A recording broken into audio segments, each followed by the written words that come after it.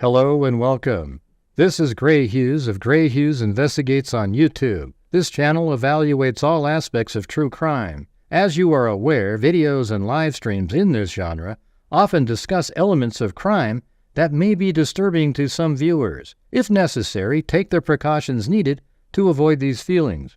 Factual information related to cases is the key to fostering rational true crime discussions. Fortunately, you will find that here. Please hit the like button only once, share the video, and subscribe if you like my content. Thank you very much for watching.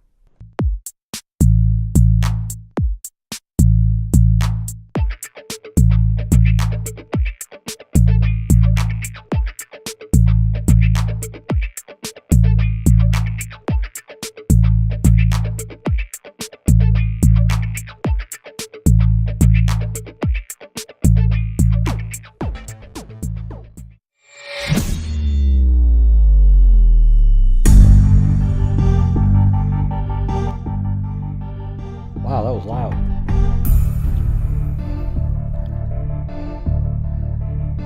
I guess the dog video's down,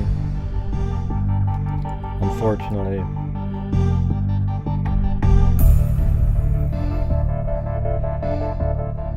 Yep, look at that. Wow. Just me by myself. Okay, I think that's the one I like right there.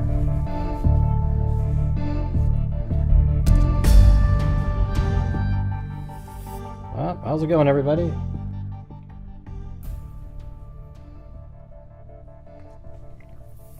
Hello, Sherry Wilson, Lisa Valenzuela, Missy Six, Sweet Caroline, Sherry Wilson, Billy, Alley Cake, Daphne, Boggle Queen, Dina, GG, Esther,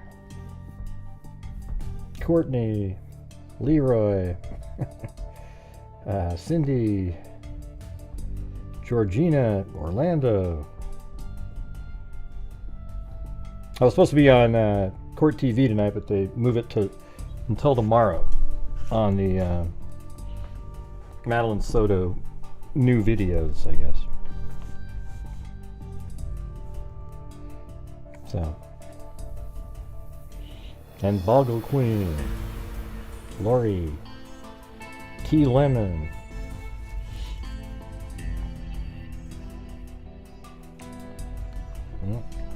Alright. Well, hope you guys saw the video earlier. Didn't really do very well yet again, you know, so I'm left relying on all the freaks tonight to help support the channel like usual. I don't know what the hell the deal is. It's got like 2,500 views, you know. Yeah, well, it's an hour-long video. It's the whole route, you know, that Richard Allen drove, and then, you know, sort of from his point of view, and then also the, you know, the point of view from like Libby and Abby and Betsy Blair, etc. I think it should explain it really pretty well for people. There's no way Richard Allen could get out on the same path. If he went straight to the bridge when he got there, he couldn't have left without Betsy Blair seeing him. But he didn't. He was still at the bridge when she got there, and she turned around. She didn't see anybody else. And the three girls didn't see him. You know, so it's just really obvious stuff. But you watch the whole thing, it's like an hour, you know. Most of it's my video. Like I drove out there, I did a 360-degree video and different things. So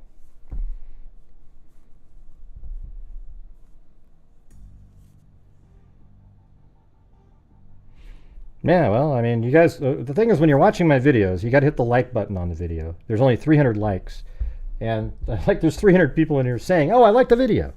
So obviously you didn't all hit the like button. I mean, the first thing you do when you go watch a video is you hit the like button. And then if you really want to try to help out, go share it somewhere in some group that you're in with a lot of people that are interested in stuff like that.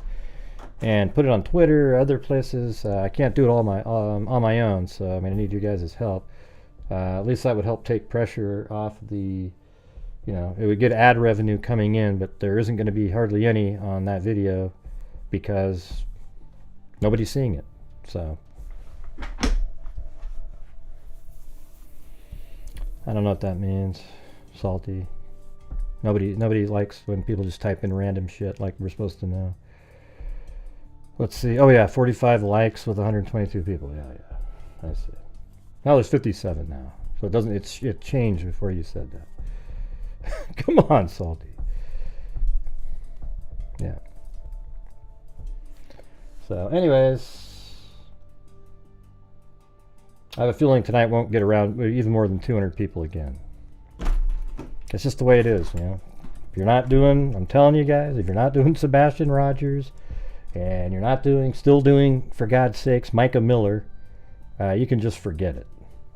You know. In Micah Miller's case, she took her own life. That's it. But people are trying to extend it on by pretending there's something else going on here. You know, even Fitz News keeps doing stories on it. Like, well, what are you guys doing, dude? I mean, Jesus. I know it's a big story, everybody's watching, but, you know, the guy's a pile of crap for sure. Yeah, Madeline Soto's in there, except for that there's new stuff coming out on that one all the time, Cindy, so you can't really throw that one in, you know. I don't cover it unless there's something new, like the surveillance footage, or the body camera footage, all right? But anyways, as you can see right now, you guys, on this show, we're at 0, okay? So if you're able to help support the channel, like normal nights, if you guys could help support the channel, that'd be great, so we can continue on our mission where it allows me to keep doing the show, and then also give a ton of money away. We're at $202,315 since January of 2020. All right. But usually when I say that these days, it falls on deaf ears. It's like talking to a brick wall. All right, let's see. What do we got here? The fourth. This is the redacted one. All right, so this is something that I think we read it once a long time ago. And it's just kind of interesting because it's the search warrant in the Delphi case, which is different. It has different stuff in it. And I just read it like yesterday or the day before, and I was like, whoa, I forgot about this. It's got a lot more detail in it.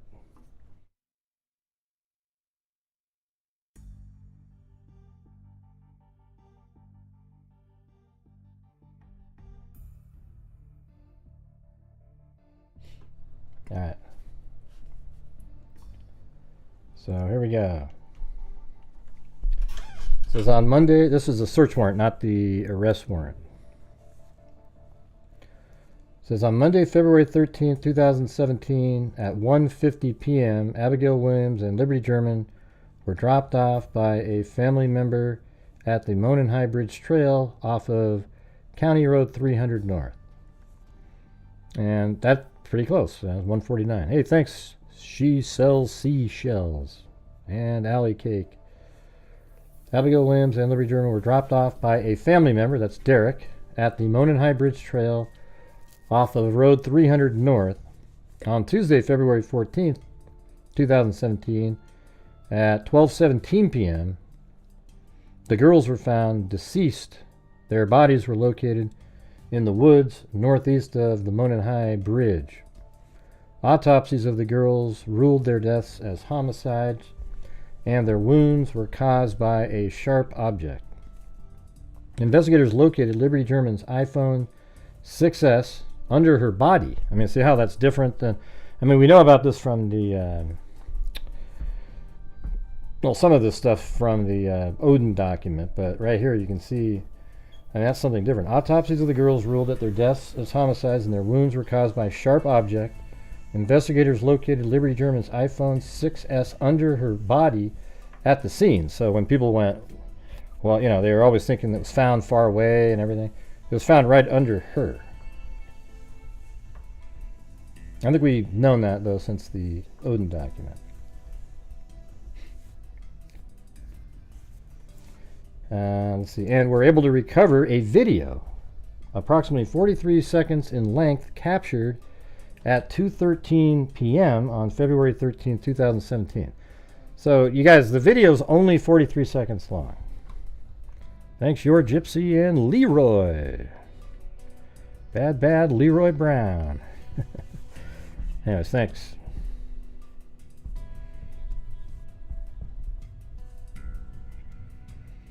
And so the video is 43 seconds long. I know a lot of us at the beginning were like, oh, come on, it's got to be longer, but that's it. And we know it's only 43 seconds long because in 2 different documents now, it said that. There's no reason to make something up. And you can't. Like, you can't say, well, it's actually a 10-minute video, but I'm going to tell you, say it's 43. And why 43? I mean, why not just say it was 18 seconds? You know, I mean, or 6 seconds long, and that's all we got, that little bit that we saw. But it's not. It's 43 seconds. It was captured at 2:13 p.m. on February 13, 2017. The video depicts Abigail walking on the Monon High Bridge towards Liberty while a male subject wearing a dark jacket and jeans walks behind her. Near the end of the video, the man is heard in the video telling the girls, "Down the hill." Through further investigation of the location of the bodies, investigators also located a .40 caliber unspent round. They also determined that articles of clothing from the girls were missing from the scene, including a pair of underwear and a sock. So that's interesting, right? I mean, they couldn't find it in the water or anything. Underwear and a sock. Perhaps a souvenir.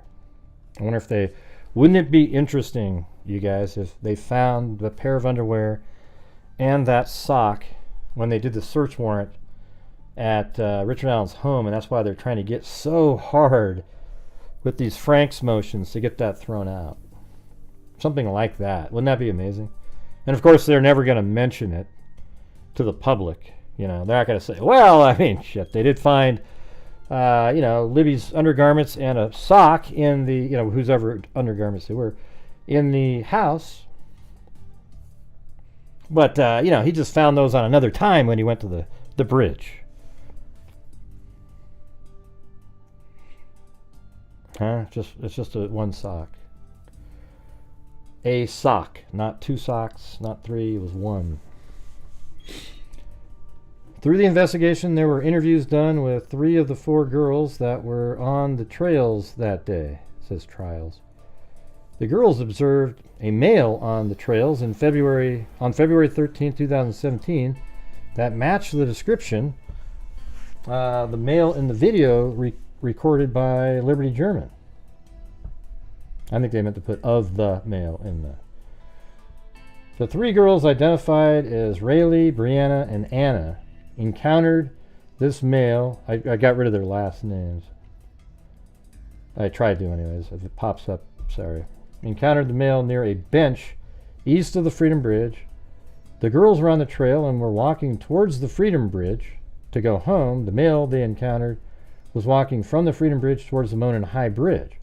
One of the girls, identified as Anna, described the male as an older man walking on the trails as they were leaving. See, an older man, right? So, and she described him as kind of creepy. In a text from Anna to Kyla, I think that's a sister of one of the other 3 girls, Anna described the man as wearing like blue jeans. So that's where that came from, that sentence. It was in a text message to a friend. She said, he had like blue jeans and like a really light blue jacket, and his hair was gray, maybe a little brown, and that's exactly what Richard Allen's hair looks like. Did not really show his face. Investigator Steve Mullen and Brent Ingram interviewed Anna, and she described the male as wearing a blue jacket and light blue faded blue jeans. So a blue jacket. And see, that's a little different than that other document, because now it's like, okay, blue, and then the jeans were lighter than the top. The jacket was a canvas duck type jacket. Rayleigh was also in the group of 4 girls, and she said hi to the man, but he just glared at them. She recalled him being in all black and had something covering his mouth. Rayleigh recalled telling her sister that someone was in a grumpy mood. She went on to describe him as not very tall. So, that's not very tall, that's Richard Allen, and bigger built. She said that he was not bigger than 5'10". Rayleigh went on to say in an interview that he was wearing a black hoodie, black jeans, and black boots. She said that he had his hands in his pockets. But, one thing for sure is they all just saw one person walking by. They all just have a little bit different description. Thanks, Michelle H. An interview was conducted in 2020 of Bree. That's one of Kelsey's friends, I guess. She was able to show investigators a picture that she took on her phone of the Monon High Bridge. Isn't this better, though? It's so much more descriptive than the probable cause. She was able to show investigators a picture that she took on her phone of the Monon High Bridge with a timestamp of 12:43 p.m. Bree showed investigators another picture she took at the bench just east of the Freedom Bridge when they so just when they were leaving at 1:26 p.m. Eastern Standard Time. Bree stated after she took the picture of the bench, they started walking back towards the Freedom Bridge. Bree stated that's when they walked past the man who matched the description of the individual in the picture.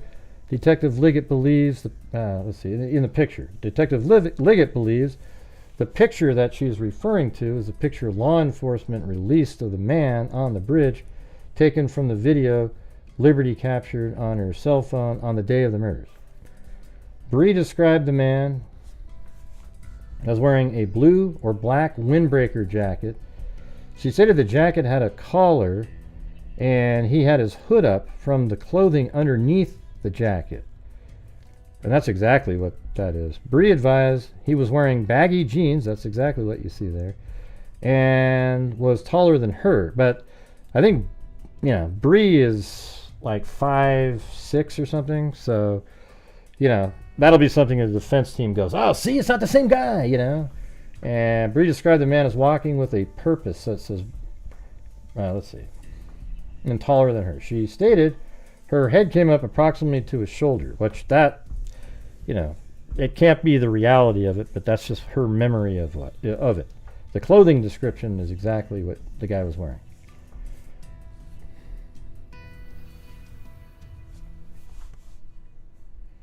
She didn't get a good look at his face, but believes he was a white male. Had his hands in his pocket and kept his head down.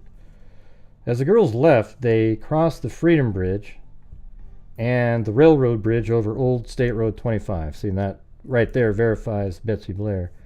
An individual by the name of Betsy Blair was returning to the trails to finish her walk. Betsy Blair is seen on video at Hoosier Harvest Store on 300 North, traveling east, bound to the trailhead to park at 1:46 and 20 seconds even. Okay, so they get this nailed down there. It's weird. Hold on, let me see what did I have in that video today? I think I was just so close to that. Let me see. What was my guess in that?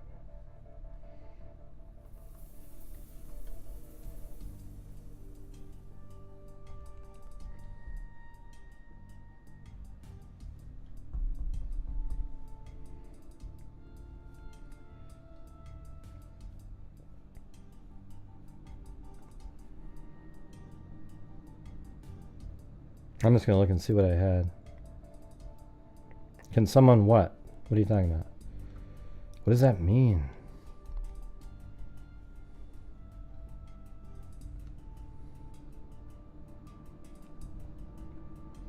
Come on. Now it's got to load in. Okay, there you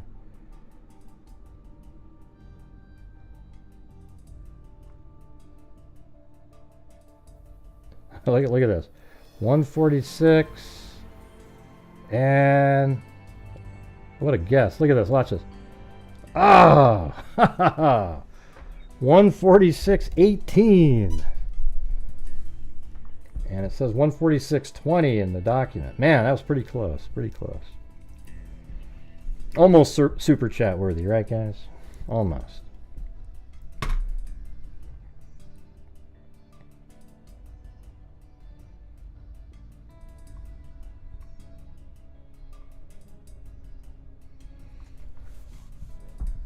What the hell is that? No, yeah, down here.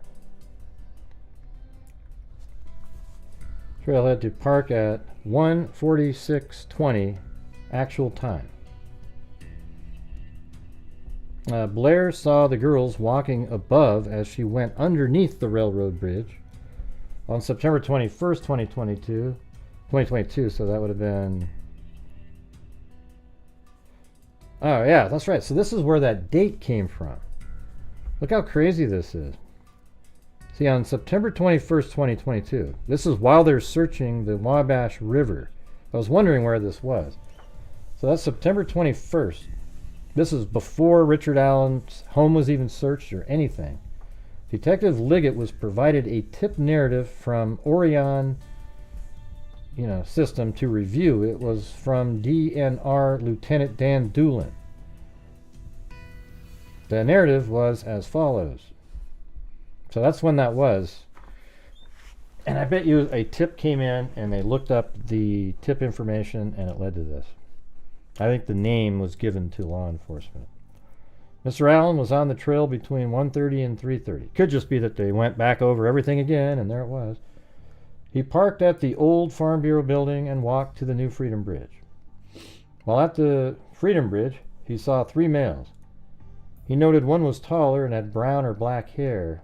He did not remember description. This is the same narrative. It doesn't say a. It's supposed to say remember a description, nor did he speak with the girls. He walked from the Freedom Bridge to the High Bridge. He did not see anybody, although he stated he was watching a stock ticker on his phone as he walked. But this part's not going to change because that's the tip narrative. And I think that gives credibility to the written tip narrative.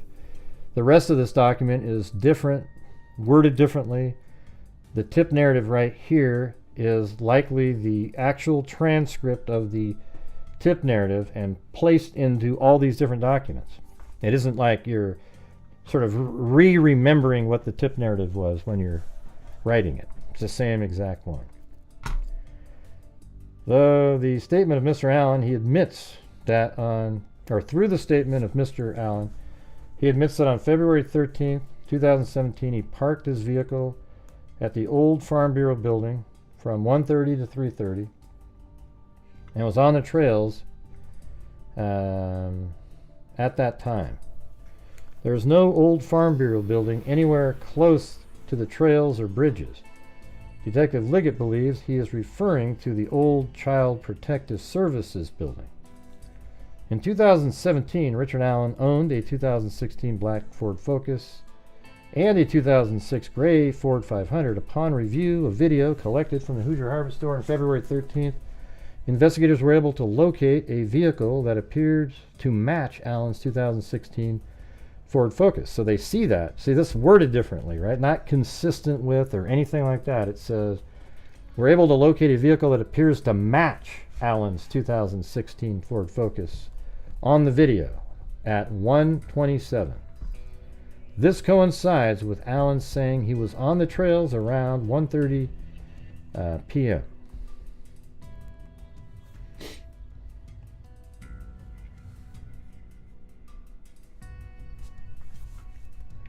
Detective Liggett then examined the timeline for the day of the homicides. As previously said above, Rayleigh, Brianna, and Anna were leaving the trails and passed. Detective Liggett then examined the timeline. See? Man, that's amazing. See, that's what I'm saying. When I made that video the other day, is Richard Allen answers a lot of questions. And man, Detective Liggett then examined the timeline for the day of the homicides. As previously said above, Rayleigh, Brianna, and Anna were leaving the trails and passed by a male matching the description of the male in the video taken by Liberty. Given the statements by Allen and the timestamps of the video from the Hoosier Hardware Store and the statements from 3 of the 4 girls, Detective Liggett believes that the male the 3 of the girls saw was in fact Richard Allen. Allen stated that after he passed the girls, I mean, it's so amazing, you guys. I mean, how is anybody, these pro Richard Allen people, they have to know that the guy on the bridge is Richard Allen, right? There's no out for it. Okay? Zero. There's nothing. Some helicopter come by with some sort of a rope that somebody could jump on and get out of there. Yeah.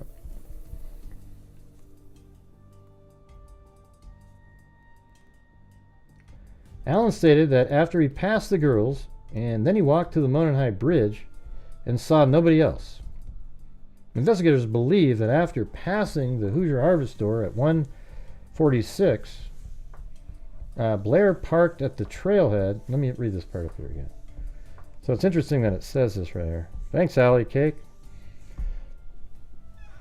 You're always helping out so much. We got wish we could make it more democratic in here. So if you guys are out there and you can help get this going tonight, that'd be great. We're currently at 1/10 of the nightly goal. So if you're able to help out, that would be fantastic. I don't like asking on each show these days, but it seems like it's becoming almost more necessary because we can just see it just like, I don't know what the deal is. It's different than it used to be, though, I can tell you that.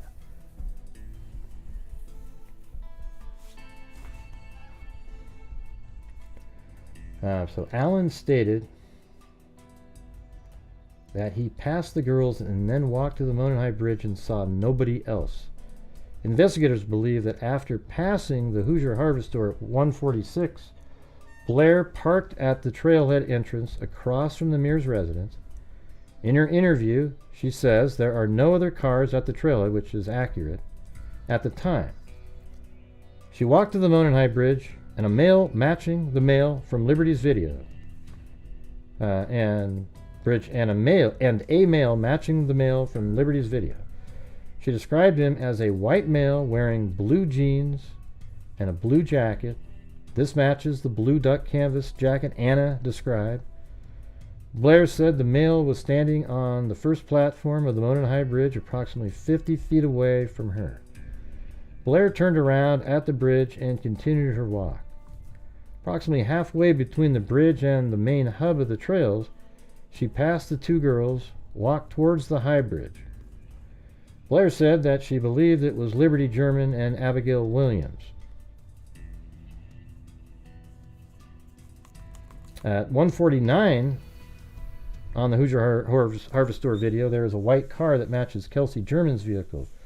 Liberty and Abigail would have been dropped off right before this video. Let's see, yeah.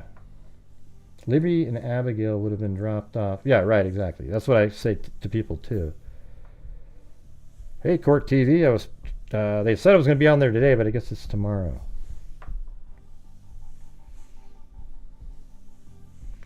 So do I have to jump up and down and do like a jig or something, you guys? I don't know, man. I don't know how it just sort of happened, Nick, like in the last 2 weeks. You know, that's what I'm saying. Like, up until 2 weeks ago, it was the same as it always had been. Or not 2 weeks, about a month ago.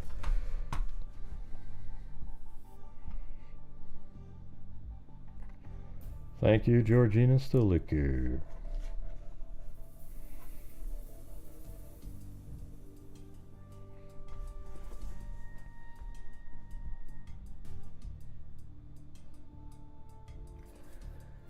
Yeah, she described him as a white male. Okay, Blair said that the male was standing on the first platform of the Monenhigh Bridge, approximately 50 feet away from her. Blair turned around at the bridge and continued her walk.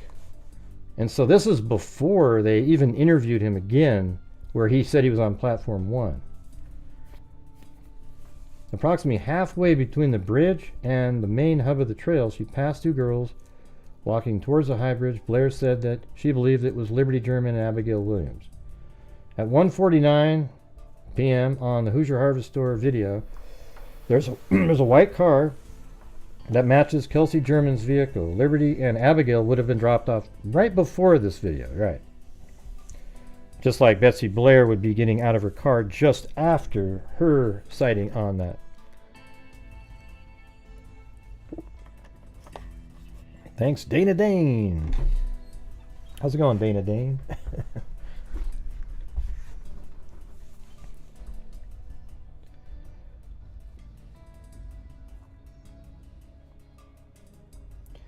Blair finished her walk and is seen on the Hoosier Harvester video leaving westbound at 14:14. So she probably got to her car at like, or which was 2:14, so 2:13, and which was almost the exact same time that she got to her car as the video on Libby's phone.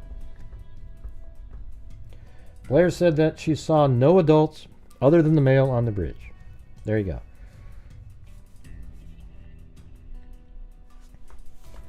As Blair was leaving, she noticed a vehicle was parked in an odd manner at the old Child Protective Service building. She said that it was not odd for vehicles to be parked there, but it was odd that it was backed in near the building. She said that the vehicles often use the south edge of the parking lot, so they are closer to the trail to get to the Freedom Bridge. Detective Liggett reviewed a tip from Terry Wilson. Wilson was on his way to Delphi on February 13, 2017, on the Hoosier Heartland Highway at approximately 2:10. See, these are other people. Thank you, Ozzy Trisha.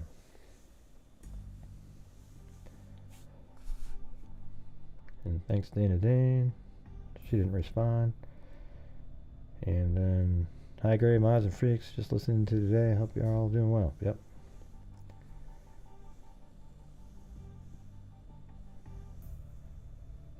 Just listening no today.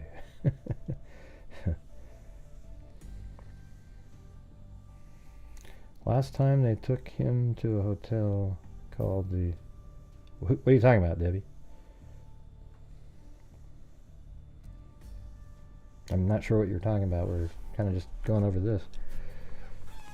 Let's see. An interview was done by... so that was... That first guy they talked to was... Let's see. What was his name again?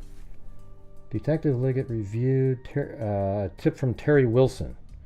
Wilson was on his way to Delphi on February 13th on the Hoosier Hoosier Heartland Highway at 2:10, which is 4 minutes before Betsy Blair drove by. He observed what he described as a purple PT Cruiser. But that's just his memory, you know, like later on when they tell him, hey, there was a homicide there. Anybody see anything? And they go, let me think. You know, nobody's looking for anything. You're not trying to remember. So that's just your memory of what you saw. So the similarity between PT Cruiser and the other vehicles is they all have that slanted back, kind of look sort of like, you know, shorter sort of vehicle looking things.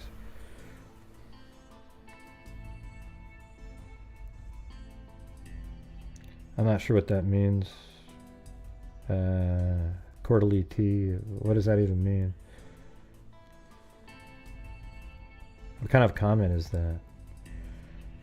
Look at these idiots that show up in here. I'm calling officer I spoke with. Let's see. What are you referring to, Debbie?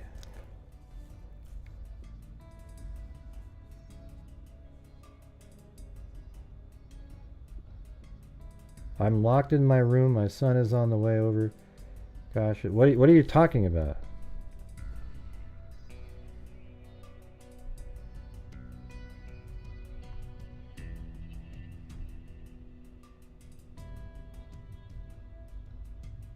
Huh? He's out. Okay, I gotta go read all these now. Hold on. Can someone, and it just says hash. Linda, can you help me? Let's see. Linda, my ex-son has a restraining order on him. Ex-son-in-law, you mean? On him. He is on his way here, my son. I've called the police on him twice. He is outside with the cat I love. I don't want to use my last call with the police. Why not? All the doors are locked and windows. My best friend died in my arms and X was helping, but he is a drunk. Not sure what that's related. He was using the cat to try to get in. I'm not letting him in as he has shotgun and shells. Okay, calling using third call. Not sure what that means. Yeah, you can call 911 7,000 times.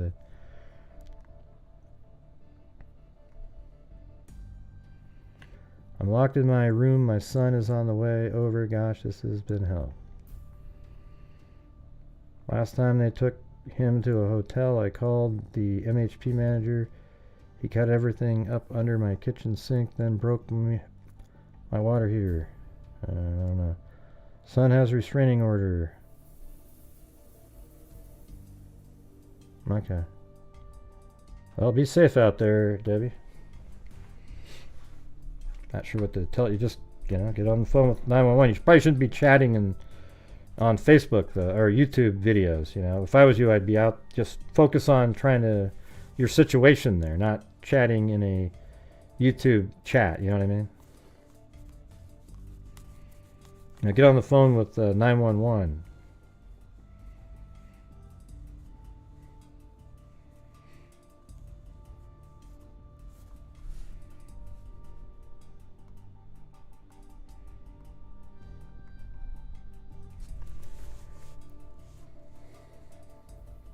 You guys want me to get back to this, or I don't know what I'm supposed to be doing. I can't help in that situation.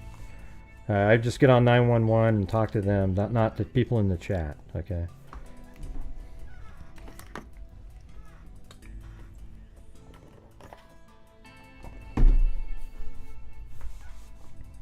All right. Wilson said it was backed in as to conceal the license plate of the vehicle. During their interviews, both Blair and Wilson drew a diagram and had the vehicle they saw parked in the same general area and manner. An interview was done with Sarah Carbaugh in 2017. She states that she was traveling east on 300 North and observed a male subject walking west on the north side of 300 North away from the Mononhai Bridge.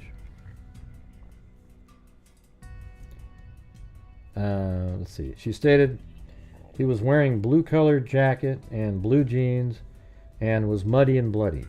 She further stated that it appeared that he had gotten into a fight. Investigators determined from the video that she was on 300 North at 3:57. So that's when she passed the Hoosier Harvest store, obviously, at 3:57. But where she saw this guy, we don't really know. It would have been right around that time, though. Wouldn't it be crazy if he is on that Hoosier Harvest store video? They just never shared that, but I can't imagine them not doing that. Richard Allen was interviewed by investigators on October 13th, 2022. So this is after that, I guess. At the investigation center. He was interviewed by Detective Liggett and Carroll County Prosecutor Investigator Steve Mullen. He agreed to come to the center and speak with investigators. He was advised of his rights, and he was further advised that he was not under arrest and was free to leave at any time. Investigator Mullen explained to him how to leave the center if he so desired. He stated that he was in fact on the trails on February 13th, 2017. He further stated that he saw 3 girls on the trails east of the Freedom Bridge and also that he went out onto the Mononhai Bridge. He also told investigators that he was wearing blue jeans and a blue or black Carhartt jacket with a hood on that day. He stated he also wore some type of head covering. He further claimed that he saw no one else but the 3 girls that he observed east of the Freedom Bridge. So he doesn't admit to seeing Betsy Blair. Further, prior to the interview, he might not have seen Betsy Blair, maybe. I mean, she walked up and then turned around. I mean, obviously, you know, unless he was just totally zoned out on looking in the water. Yeah. Richard Allen's wife, Kathy Allen, spoke to investigators as well. She confirmed that Richard did have guns and knives at the residence. She also stated that Richard still has a blue Carhartt jacket. The evidence gathered shows that on February 13, 2017, that 4 girls, Rayleigh, Brianna, Anna, and Isabel, were on the trails when they observed a male individual walking on the trails towards the Monon High Bridge.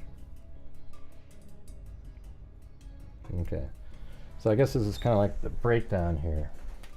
The evidence gathered shows that on February 13th, that 4 girls, Rayleigh, Brianna, Anna, and Isabel, were on the trails when they observed a male individual walking on the trails towards the Monon High Bridge. The male was wearing clothes similar to the clothes of the male depicted in the video taken from Liberty German's phone. Investigators know that this male is the last known individual to have contact with Liberty German and Abigail Williams before they were murdered. Further, Betsy Blair, I mean, this is exactly what I try to tell people. Like, you can just read this right here, and Richard Allen can't get out of this right here. The male was wearing clothes similar to the clothes of the male depicted in the video taken from Liberty German's phone. Investigators know that this male is the last known individual to have contact with Liberty German and Abigail Williams before they were murdered. Further, Betsy Blair was shown a picture of the individual on the Monon High Bridge, and she says that's the same individual that she witnessed on the trails and on the bridge. So there you go, everybody. That part right there. See, Betsy Blair has her description, her memory of a description from somebody 50 feet away from the side. You know, that is some like a younger brown hair or something like that. But here's the key. When she was shown a picture of Bridge Guy, she said, yeah, that's the person I saw. So right there, it means that she actually saw that person, and the person in the video on the bridge is not, you know, 20 years old or 18, even though they switched that in the, because see, she said that the person she saw is the person in Libby's video. And then, but she was so adamant about her sketch face that they eventually switched it to this younger face, and that was a mistake, okay? Absolutely, she was 50 feet away. He's on the platform, so he's not like looking at the start of the bridge. He's looking down, doing whatever he's doing. And she says that the guy that she saw was the guy in Libby's video.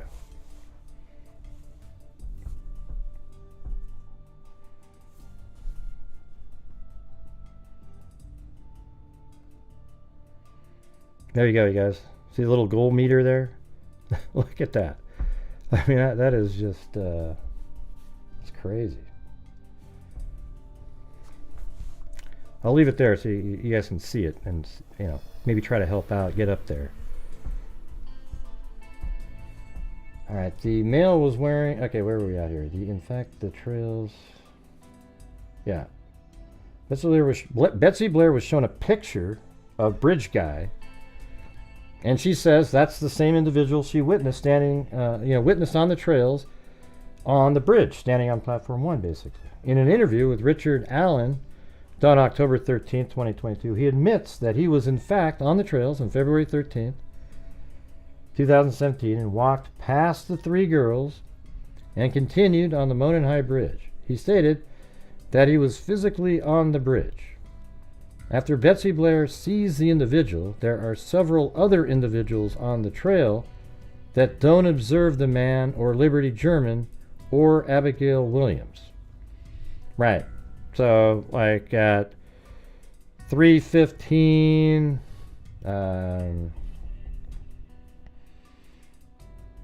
Derek gets there. He doesn't see anybody. The flannel shirt guy, Cheyenne, was there with a couple of her friends. They didn't see anybody. They were on the bridge at like 3 o'clock even, and they didn't see anybody. Nobody saw Liberty or Richard Allen, even though Richard Allen says he was just sort of on the trails from 1:30 to 3:30. So how come nobody saw him there? And the reason is, I'm sure we'll get that explained here in a second. Hey, thanks, Danny Stanzel.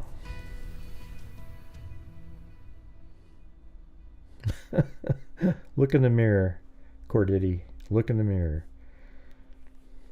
I know you're a Richard Allen fan, but come on, get serious here, okay? Wow. What an embarrassment. Hey, everybody, I'm one of the 709 idiots that gave Richard Allen some money. Yee-hoo! We just want Richard Allen to have a fair trial. That's all, everybody. We just want Richard Allen to have a fair trial. So we're all sending him money. Yeah! What an embarrassment you guys are. Absolutely sick. 709 degenerates among us. Hey, thanks, Wendy Van Rokel.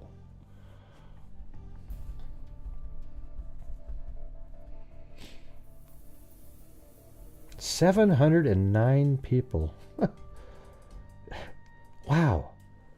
That just shows you that there's at least 709 absolute morons that follow true crime. Wow. I just want a fair trial, that's all, Gray. I don't know if he's innocent or guilty. Oh, God, you guys are absolutely... Really? Okay. Yeah, okay, so when Scott Peterson comes up on trial, I hope you start sending him some money. Don't forget, I didn't see your name coming up when...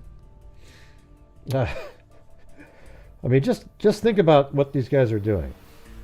You know, Casey Anthony, were you sending her cash? She was a bit poor. She had to do some weird favors for her lawyer to pay off her debt. Okay, where were you? You forced her into that, you bastards. You could have been donating to her for a fair trial. Mm-hmm.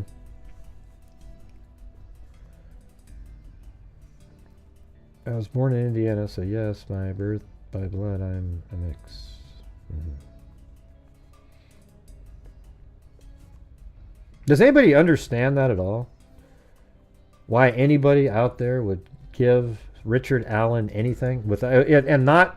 See, here's the truth, everybody. The people giving Richard Allen money believe he's innocent. They're not these sort of just, you know, erudites that are just out there, you know, we just want a fair trial. We just want to make sure it's fair. Well, guess what? They've been paid like a ridiculous amount more than the prosecution has. They've made over around $300,000 so far in this trial, and it's going to be over $2 million before it gets to, you know, after when it's all said and done. I mean, what a joke. Jesus. Right, I was thinking of Ted Bundy earlier.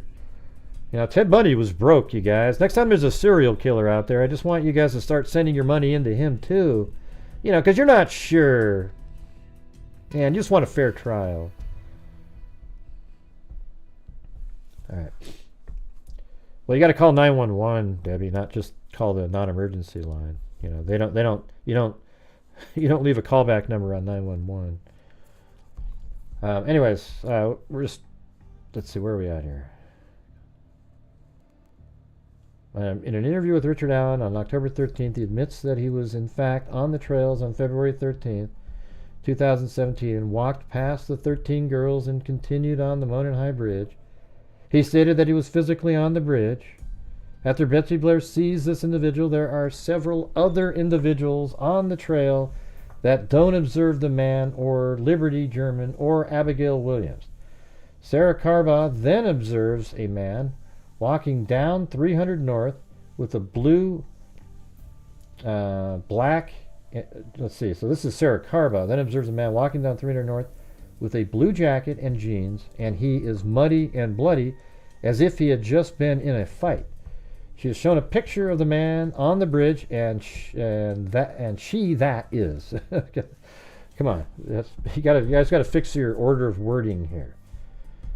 She has shown a picture of the man on the bridge, and she says that is the same man she observed walking on 300 North. I had to fix that, though. It says, and she that is.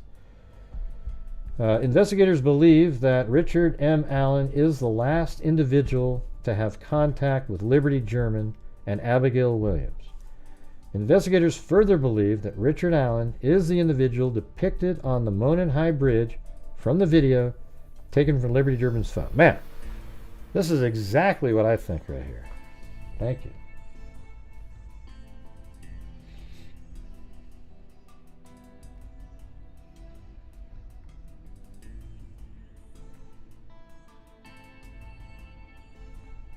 Well, thank you, Karen.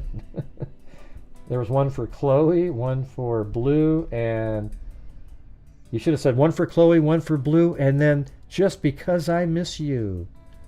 And she said, and this is for you, though, for the last one. Well, thank you so much. Appreciate it.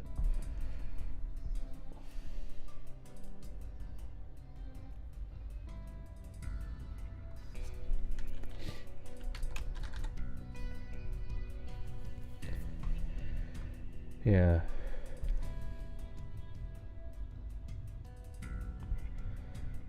Well, Debbie, just quit chatting here and get on to your 911 call, okay? We need you to be safe. So anyways, when you read that, it sounds like something I would have wrote.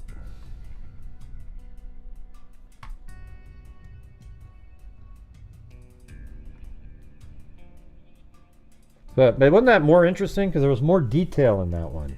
You know, we got the 43 seconds.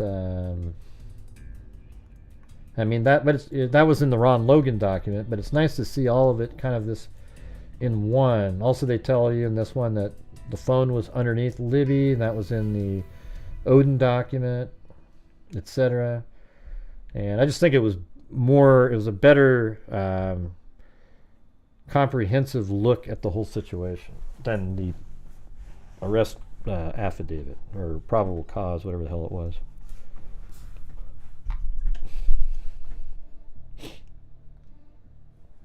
What do you guys think?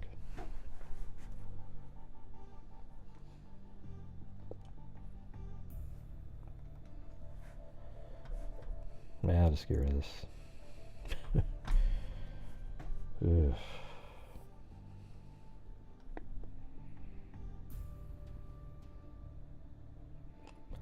Does anybody understand this, though? I mean, this desire to be, like, wanting Richard Allen to be innocent by all these people out there.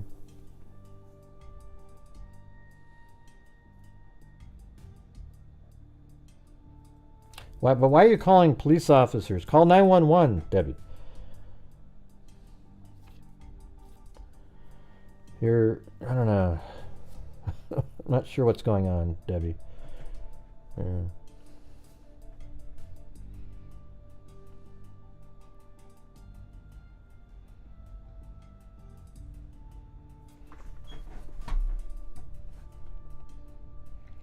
Okay, well, just do it on your own, Debbie. You don't need to check in here every once in a while. Just stay with the cops. Get them to help you.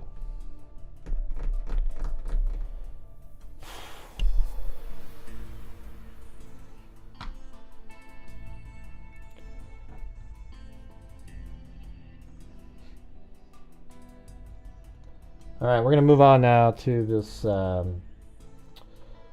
There's this a couple days ago, somebody sent me. There's this guy. Look at this guy.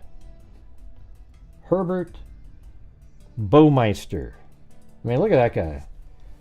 What is he? He just looks like. It's like a doofus, you know. Like what's he? You know, a dictionary salesman or something.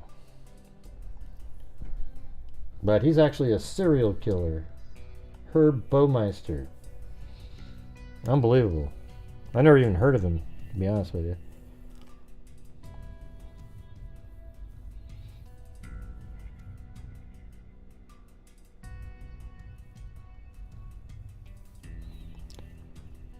I'm not sure what Debbie's doing. It's a little weird, to be honest with you. I mean, his face is vaguely familiar, like just sort of like as a random, but not, I don't know why. So here's this article that came out. There's 2 articles. Now maybe we'll go back in time and look some people up. So it says more than 10,000 human remains found on suspected serial killer farm. Now, I don't know how many, I think how many bones are in somebody's body, or are these bones broken up, or like what's going on, but authorities in Indiana are continuing to identify human remains found at alleged serial killer's property years after his death. Herb Baumeister is accused of luring young men to his home in the 80s and 90s and killing them. He took his own life in 1996 before authorities could question him. The Hamilton County Coroner's Office announced human remains originally recovered from the 18-acre Fox Hollow Farm property in 1996 have been identified as Jeffrey Jones.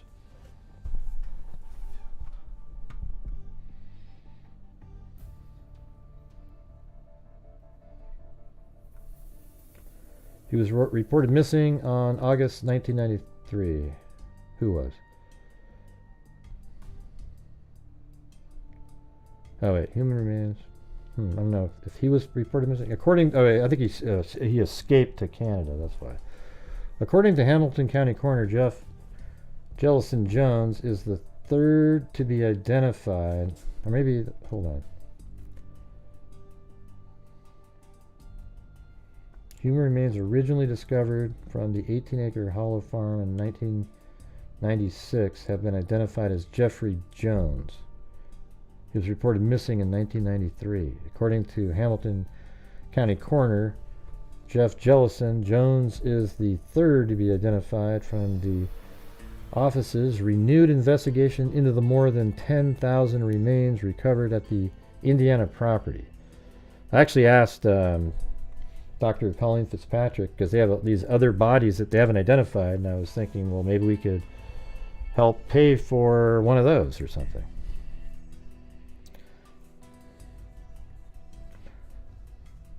But you guys were having just a horrendous night in here again, so if you're out there and you're able to help support the channel, it would be great. We do a lot of great things. It helps me, allows me to keep doing these live streams.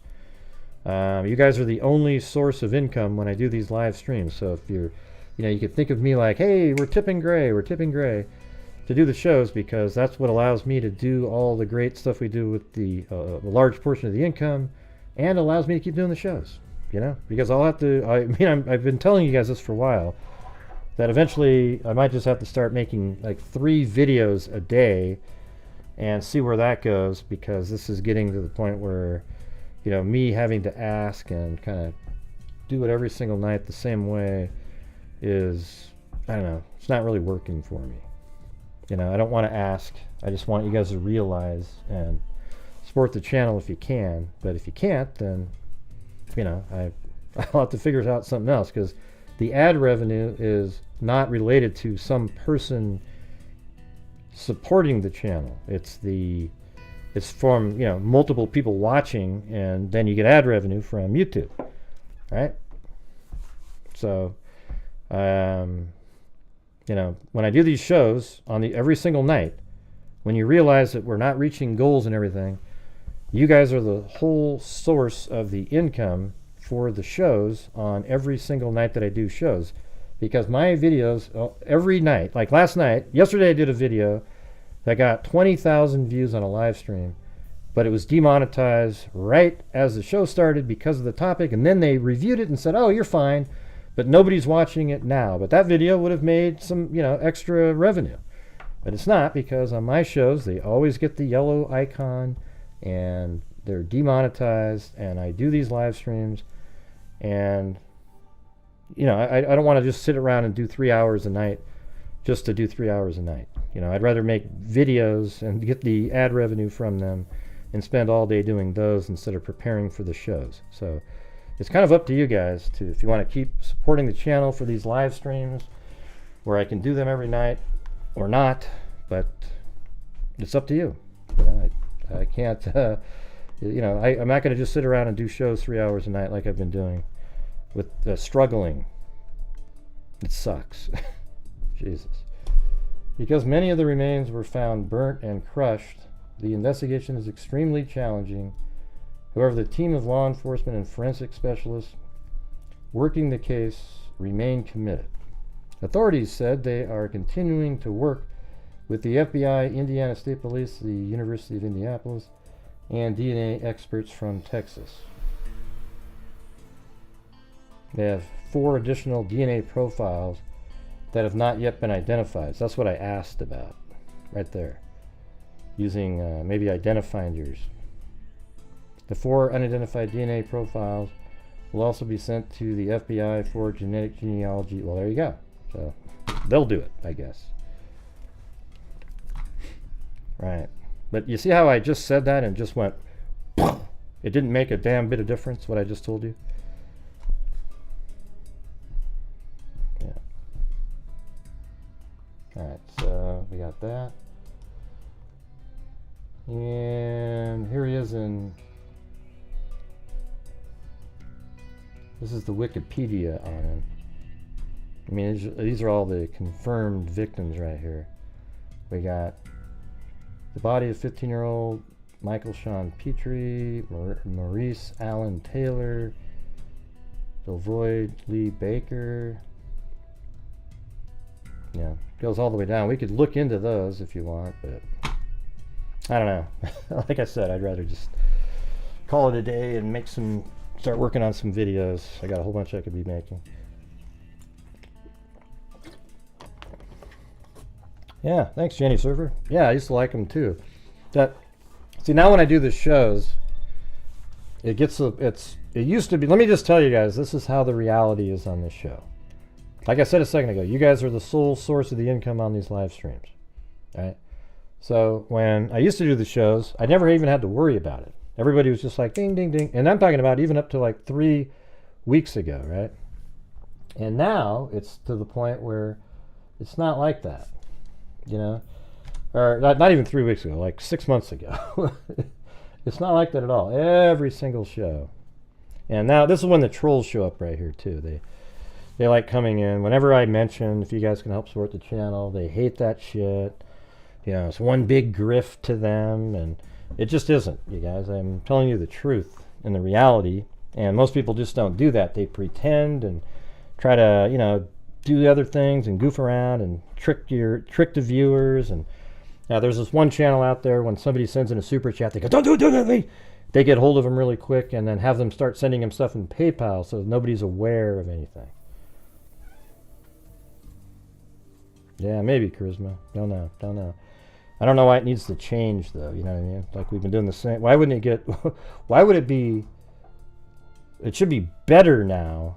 You know what I mean? The economy isn't that great, but it just feels like, you know, it'd be better if there was more people watching and wanting to help. You know, just. Yeah, I don't need to get a hold of you up there, that guy. I know how to look stuff up. Yeah, it's no problem, Ray. And I think he's probably responsible for death. I'm just telling you guys the truth. People don't like it when I talk about this, but I'm just telling you. I mean, why can't I've always been open and honest with you guys about every single thing over the years. I show you where every single donation goes. I show everything, and you know, I'd rather be an open book than just sort of sitting around festering in my brain. Yeah. Right, Allie K. Thank you, Jenny Surfer. Love the shows. Well, thank you. I don't know. We'll just see how it goes. Yeah, just strange, though.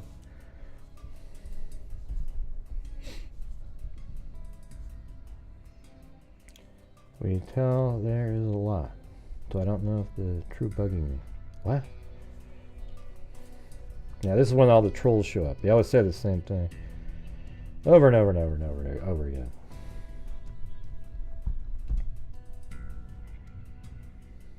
Okay. So what do you guys want to do? I have this whole list here of all the way back in 1996. You know, where it mentions investigators did more weed clearing than evidence finding Monday on the search for human remains continues on a horse farm. And while investigators continued working along a creek bank on the plush 18-acre estate, forensic anthropologist Stephen Naraki set up a medical laboratory at the University of Indianapolis. You know, so it's all the way down here. Juliana and her estranged husband, Herbert R. Baumeister, own the home, although the couple is going through a divorce. Mr. Baumeister lives in East 72nd Street on the north side of Indianapolis. There were no new developments in the case Monday, said Hamilton County Sheriff. So I don't know why they were out there. Plus, I don't know what articles were before this, because it seems like they're kind of in the middle of... Let's see what it says in the that Wikipedia article. Like when all this started here.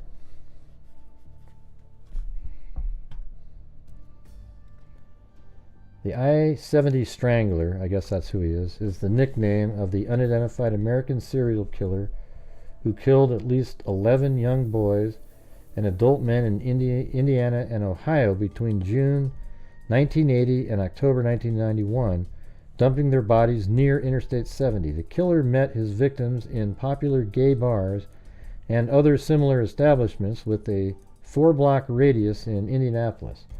All the victims were later found naked or partially clothed near Interstate 70, often dumped in rivers, streams, and ditches in the rural countryside. Each had been strangled to death. Though officially unsolved, Baumeister was named the prime suspect in the case in April of 1999 by law enforcement. According to investigators, bodies related to the I-70 Strangler case stopped being found in 1991 after Baumeister bought that's interesting, the Fox Hollow Farm. So he could have done all those too. Wow, that's crazy. After Baumeister bought the Fox Hollow Farm, which he would use as a burial site for his subsequent victims. So he likely is the I-70 Strangler then. That's crazy. That's nuts. The body of 15-year-old Michael Sean Petrie. So let's see if we can... so these must be the I-70 Strangler victims. Thank you, Linda Howe, as in Linda Moulden Howe of the Cattle Mutilations and Crop Circles.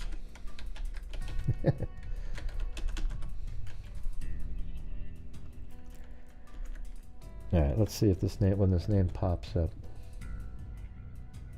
Alright, there it is. Look at that, 1980. January 14th, that's 81. Let's see. June 1981. So let's see if there's anything else. And this looks like June 5th, and there's that's the only time is that.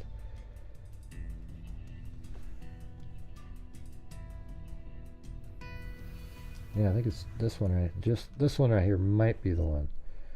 No, it's not. Let me put the quotes around it so it has to be together. There we go. Thank you, Allie Cake.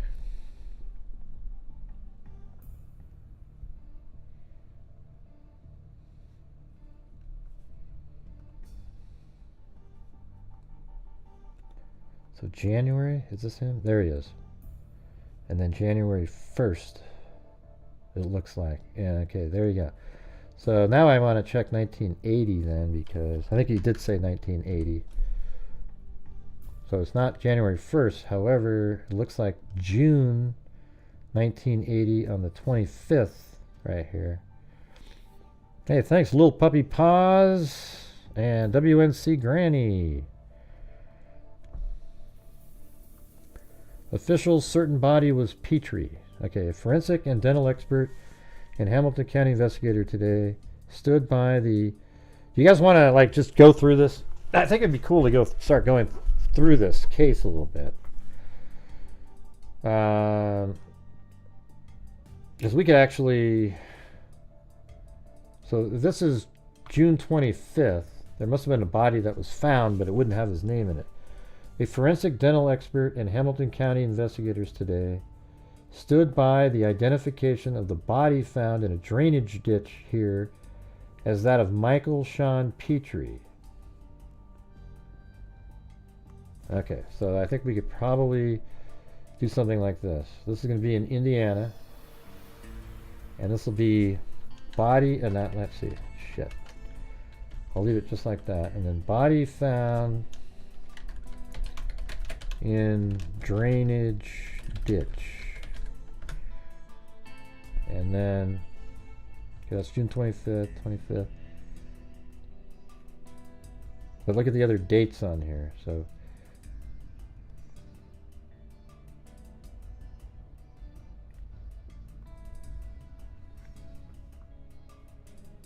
I'm gonna go, like, I'm actually gonna start on the 22nd here. Not the 24th. So this might have been like the day before. Let's see. Okay, here we go. Officials identified dead boy. Is that it? Body found. So this guy's a young kid, right? Yeah, he's only 15. Jesus. The week-long search to identify the possibly murdered teenage boy buried Friday in Popper's services at Noblesville ended Monday in Indianapolis. A capped tooth was the key for identifying Michael S. Petrie. Is that the person? Is that a different person? Yeah, Michael S. Petrie. Yeah, there it is. All right, so it says a week-long search. Let's go back here again. Go back up to here, and so that might be right here on the 16th, right? There it is. Okay, this is going to be the original.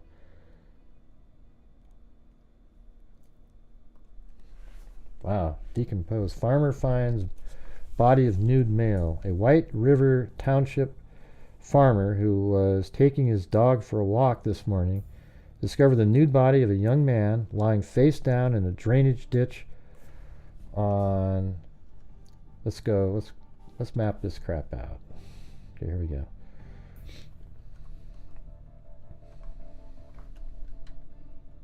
I actually found some of the information on him, where that house is, where he lives now. So let me show you where that is. This is where the this is his property that all the bones are found on. Look how crazy this is. It's like a freaking mansion. Right back here, look at this. Herb Baumeister's home. But let's see what it looked back like in 1990. I bet there's only one house around there. There's 1999. See, now at this time, it's just that one house there.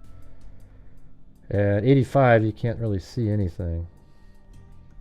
What if I go higher up? Does that allow me to? No.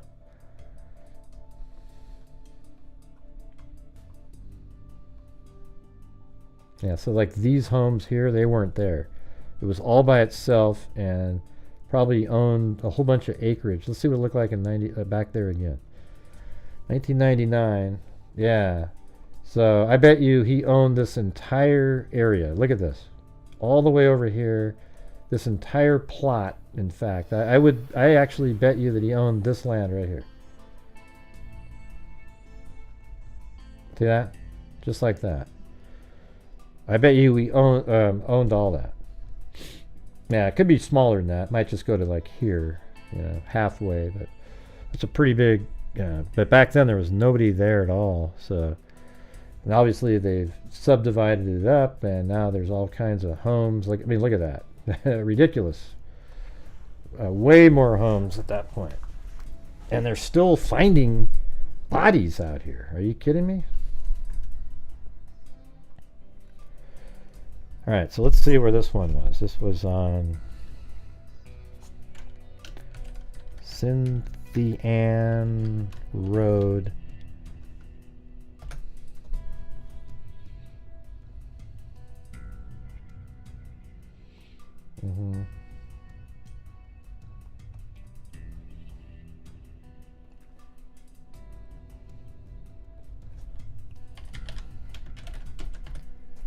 Alright. Said south of 226. So that's 126. What's the next one?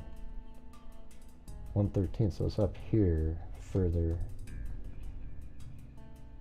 That's 400. 169. But that's the road right here. 156. 169.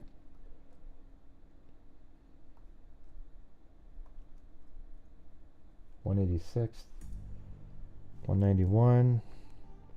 It says south of, it's in a drainage just south of 226th. So we're still on the right road right here. 196, 206, 216th. Then there's 226 right there. So it's south on this road. So that means it's probably like right there it is. Look at that. That's crazy.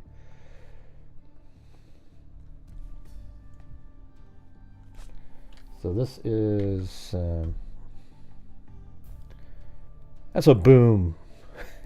Come on, that's pretty good.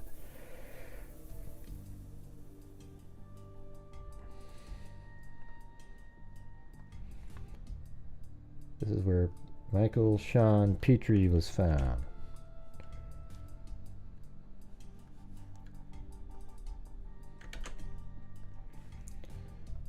All right, there you go.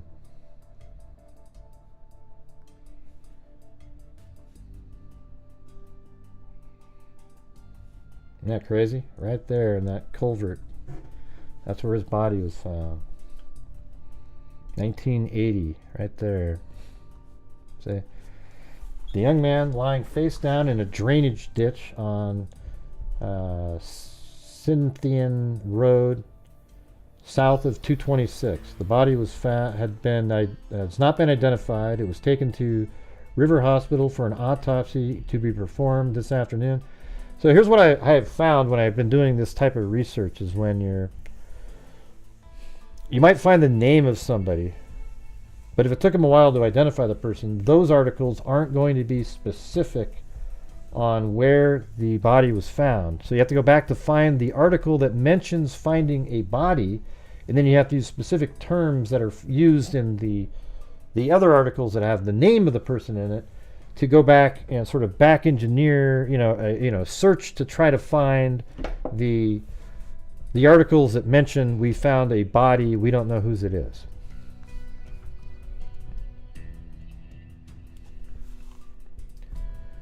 Let's see. The farmer Bud Hersberger, 53, Route 2, Noblesville in northeast Hamilton County, said he had 2 dogs on lead when they acted like they smelled something and pulled me over in the direction. When Hersberger followed the dogs, he saw the naked body lying face down in the muddy water of the drainage ditch. At first glance, he thought it was a mannequin. I mean, how many times? Put a 1 if we've heard that like 17 million times. Hamilton County Sheriff investigators who are working on the case said the body may have been dead for more than 3 days. The autopsy will better pinpoint time of death, they said. Hersberger said he last walked his dogs past that spot on Saturday night, less than 2 days ago. The dogs did not pull on the leash then. He said he was not, but there might not have been decomposition where the dogs were, maybe it took a day for that. He said a grove of trees near where the body was found is used as a lover's lane. Immediately surrounding the site are fields for corn and grazing. The body was found in the ditch on the east side of Cynthian Road, about 236 feet south of, I mean, look how, you see how absolutely precise the early articles are? I mean, shit, we could just do it. So maybe that, you know, I don't know for certain if that's the right spot, but sure seems like it. Let's go.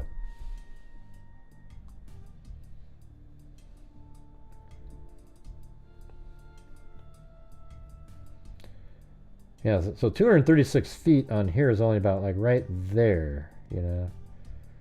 So I don't know. That doesn't make sense. He was, I read he was found in a culvert, so let's see what it looks like right there. Maybe there's some other item, some other place to look. Yeah, I don't think so. I mean, unless that's a drainage ditch right there, but I don't know. I think it's down here. Let me go to where I have it. And that's 230. Oh, that's the main road. Let's go this way.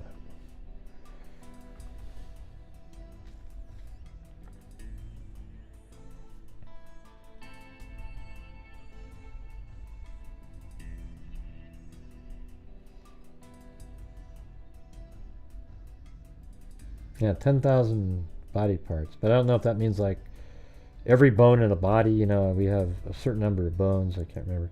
I think it's right there.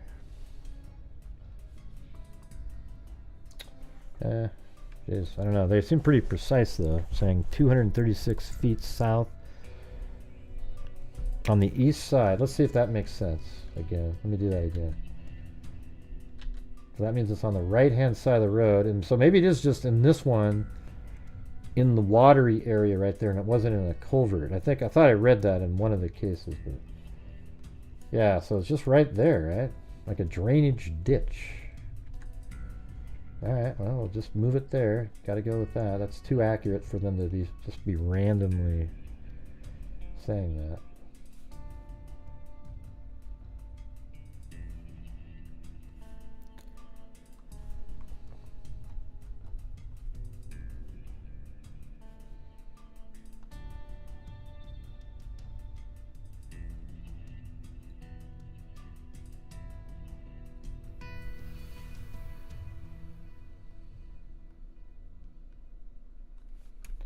So like right there. Let's see, at least 10:45 a.m. police removed the body from the ditch while an Indiana State Police helicopter flew overhead, taking several photographs of the scene. Okay, now we can go back out. Put his name back in there. We'll just do Michael Petrie, which should just be enough, with the quotes around the outside, and then hit that button, and it should be right there on the 24th. That's when the first, now his name's in the paper. It took them a few days to do that. Although let me get this really quick. Hold on a second. I like to store these things. That's that one. Okay, hold on.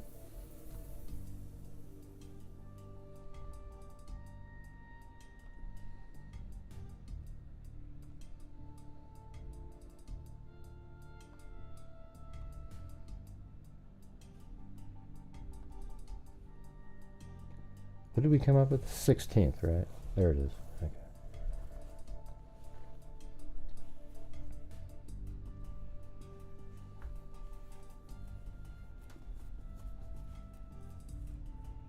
Farmer walking his dog.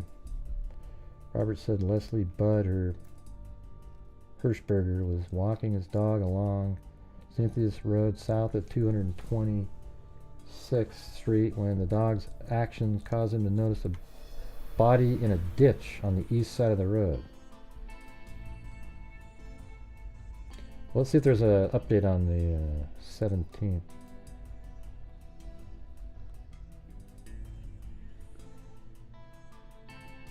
Still unidentified.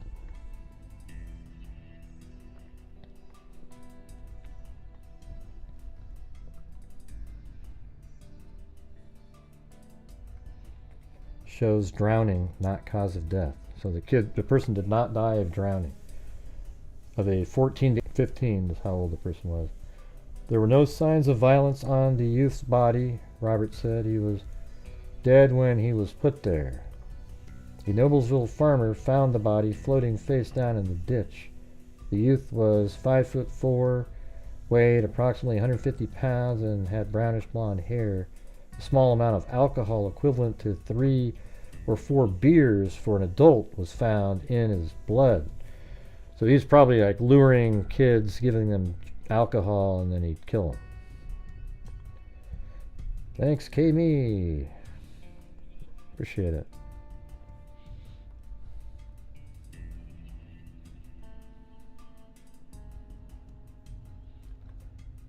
I think that's not related. 20th.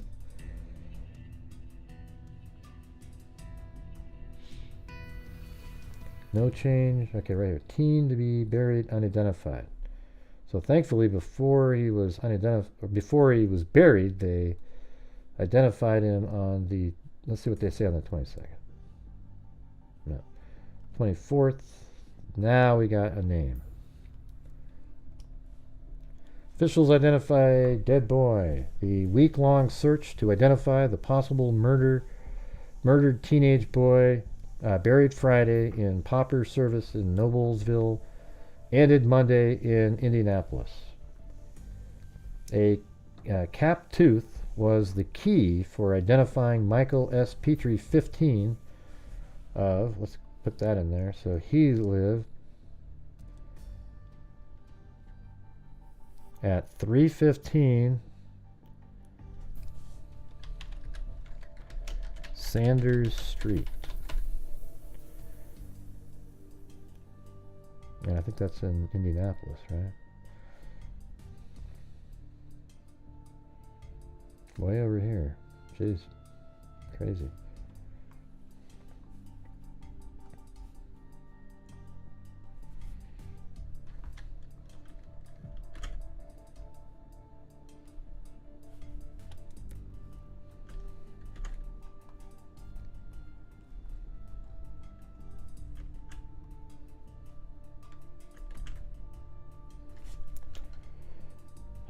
What's his name again?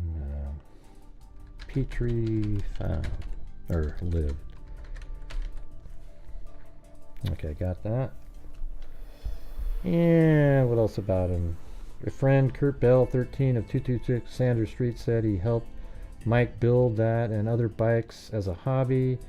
He said he met Mike Petrie on the first day he moved here on Sanders Street. He broke his tooth on my brother's bike that day.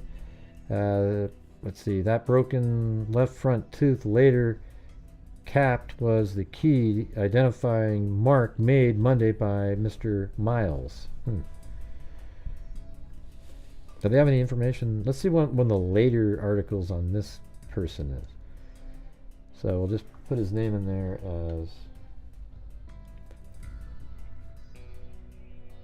Michael Sean Petrie, like that, and then let's just see when he pops up again, you know, like a update. I'll get rid of the S, the Sean part there. So look, he's mentioned in July multiple times.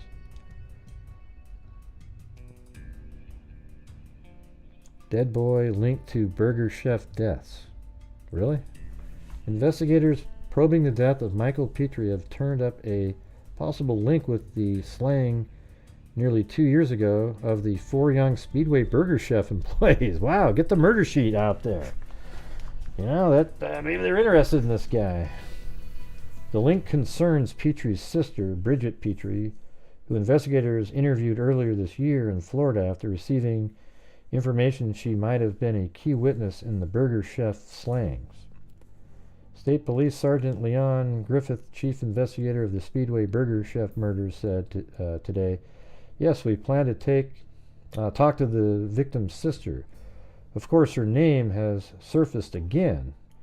We are passing along information." Huh, that's kind of interesting.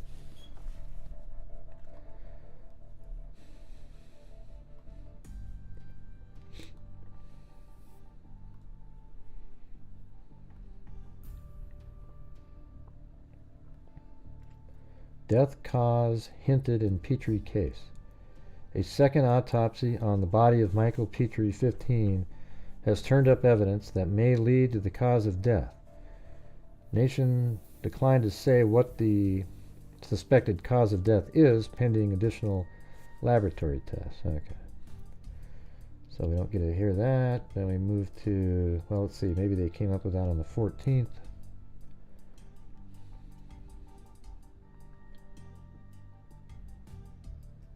They're quizzing somebody regarding that. I mean, he's in the paper just all the time here. Test clears Heflin, so they're looking at somebody he's not related.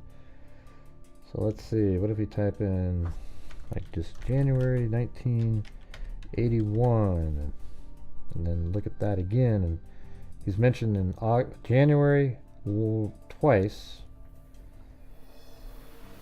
Petrie murder goes unsolved. And then we've got August 29th. Country police arrest Atlanta area woodcutter, but I don't know if that's related.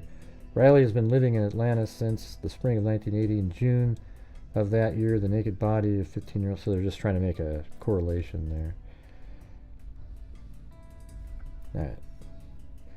So, I guess that's one of the victims of the I-70 strangler, and they say that all those strangling stopped right after Baumeister here bought a piece of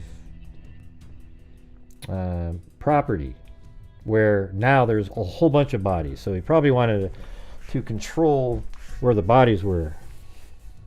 That's just insane.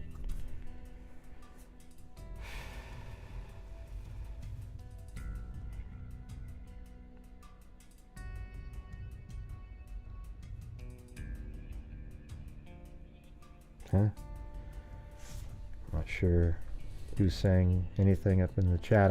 As you can see, I'm reading articles and yeah, we know, Rob. We just said that like 50 times.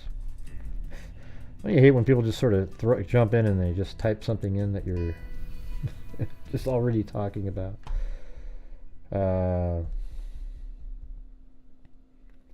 Let's see, on June 24th, 1996, investigators recovered human bone fragments of at least 11 people buried in the woods at Fox Hollow Farm, an 18-acre property owned by Baumeister of 156th Street and the Monin Trail, which is kind of weird, right? In Westfield, Indiana. A new search on December 4th, 2022, found one bone and identified 20 additional locations that might have more remains buried under the ground. Only 8 people have been identified since the initial discovery. The additional 3 remains are still unidentified, although they are all believed to be male and have been victims of homicide. Hamilton County Coroner Office have appealed to the public, requesting anyone with missing family members from the mid-1980s to 1990s in the Indianapolis area to complete a DNA test in an effort to help identify the victim's remains. As of January 2024, so they've just updated this, forensic experts continue working in an effort to identify nearly 10,000 human remains recovered from Fox Hollow Farm.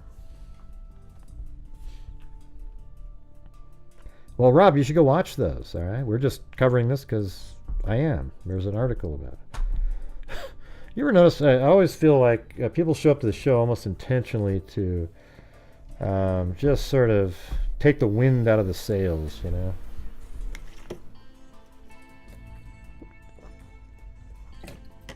It's bizarre. Don't you have anything better to do?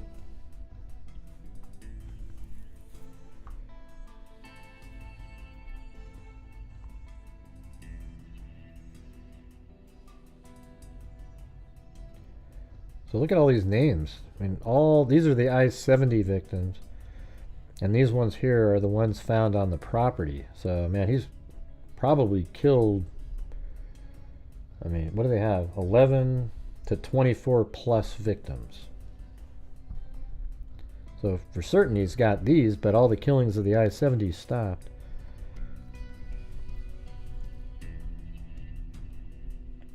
Authorities have publicly and posthumously linked the unsolved disappearance of Jerry Williams Comer, 34, to Baumeister. Last seen in Indianapolis on August 8, 1995. After his disappearance, his vehicle was found at Castleton Square Mall. As a young gay man, William Comer fit the profile of Baumeister victims, despite the fact that his remains were never recovered from Baumeister's residence.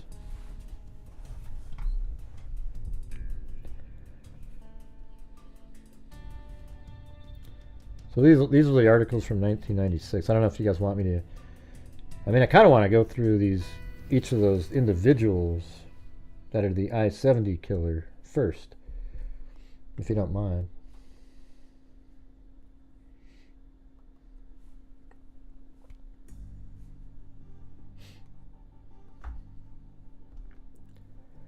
So then we've got, let me put a date on this. Michael Sean Petrie.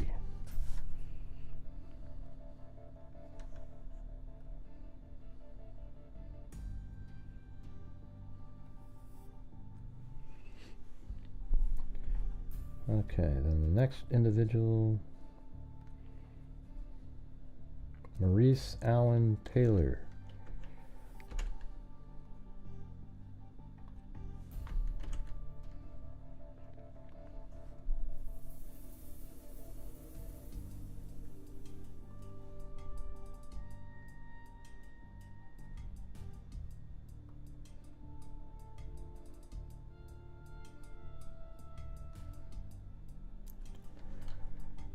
This is, I gotta put 1980.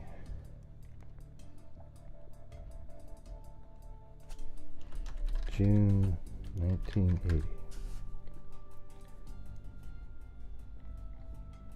This one is July 1982.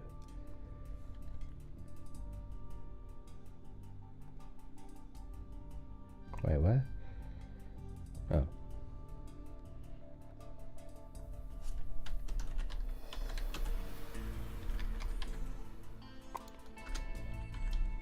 Okay.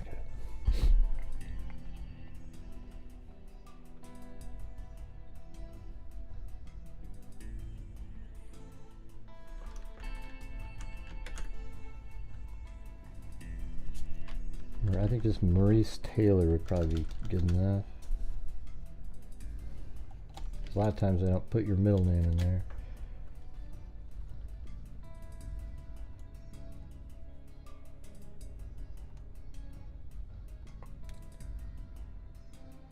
Huh. If that's the same person.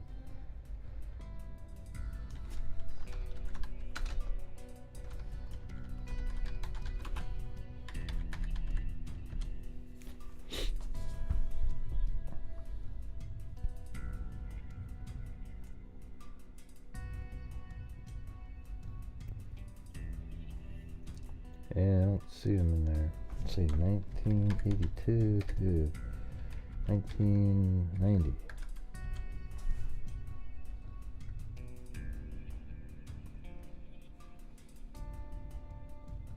Oh, there you go. Detectives say a check of dental records today revealed the identity of a body found in Hamilton County last summer as that of Maurice Taylor.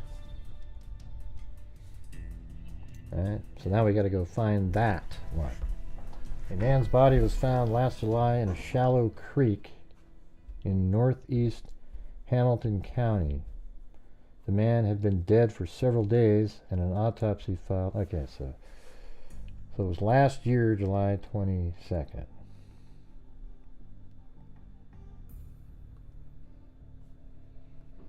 So this would be, oops. It was 83, so it was found in 82, July 23rd.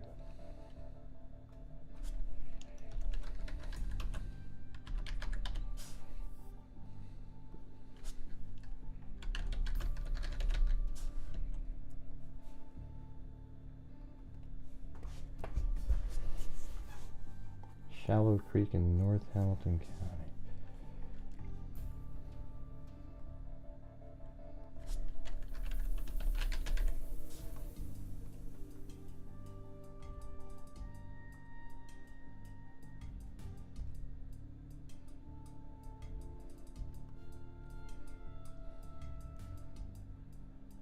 Hamilton County.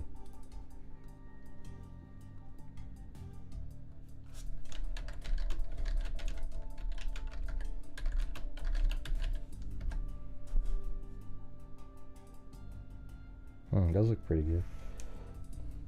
So 22nd, they said.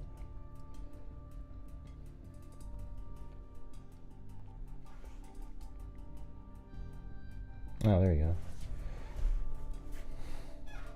Hamilton County and Indiana State Police are still trying to learn the name of a man whose body was found in a creek Wednesday. This is Friday, so it was actually found on the 21st.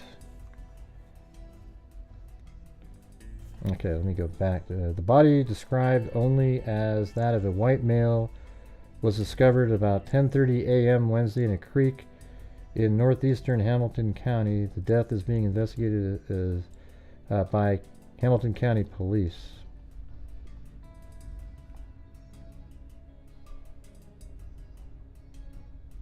Now, let me go to the day before then, since it was found on the 21st. Okay, there we go. Alright guys, any chance of helping support the channel tonight? We got 312 people in here, woefully short. We're at only about a third, not even a third.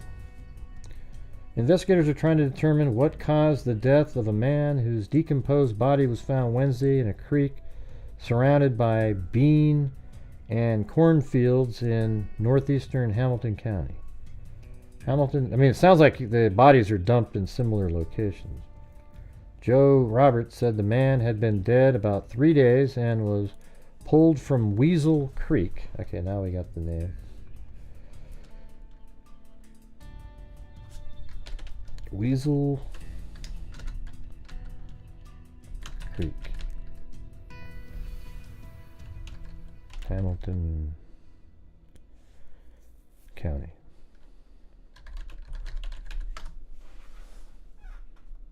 Indiana.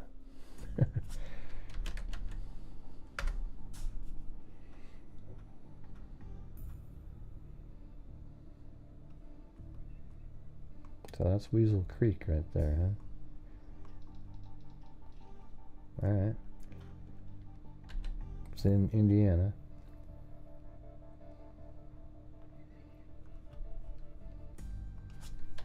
Indiana _ Hamilton.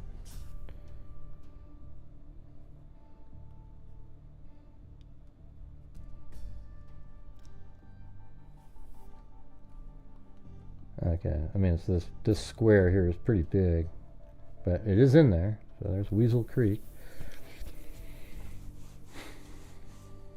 In a creek surrounded by bean and cornfields in northeastern Hamilton County.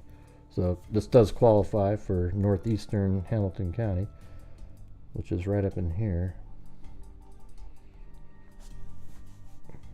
He was pulled from Weasel Creek clad only in underwear, plaid slacks, and sneakers. Although Roberts said authorities have found no evidence of foul play, Hamilton County Sheriff Detectives Richard J. Russell said, "At this point, we are treating it as a homicide until we find out differently." An autopsy was performed at Riverview Hospital. The body was found at 10:30 a.m. by Charles Kelsey, who was driving on gravel-covered Hill Road while making a seed delivery. Hill Road crosses the creek. Oh, there we go. Yeah, we can nail this one. Between 296 and 286. So that's what that is, right? That's 296. We were already kind of in the right spot. And that's 286 right there. That's 296. So what'd they call it? And there's the road creek right here. And they called it Hill Road.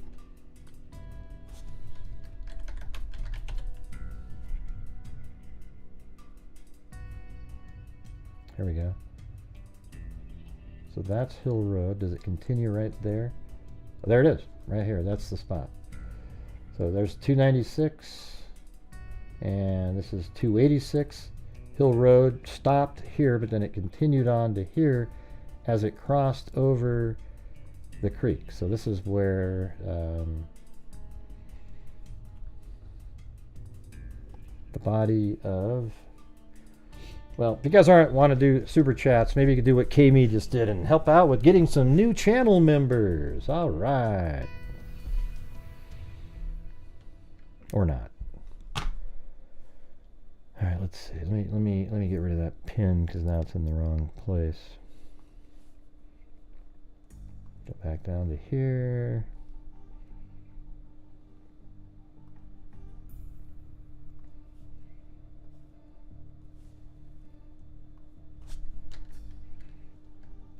And Maurice body found. There you go. Thanks, K-Me.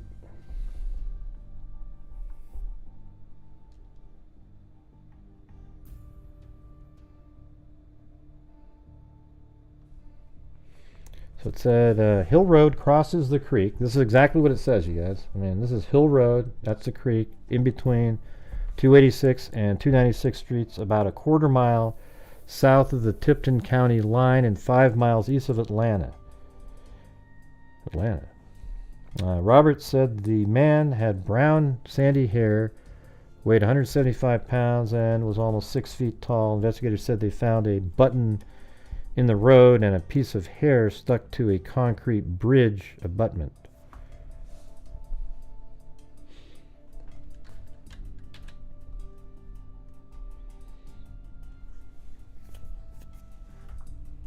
What's this case right here? There must be a little small town called Atlanta there.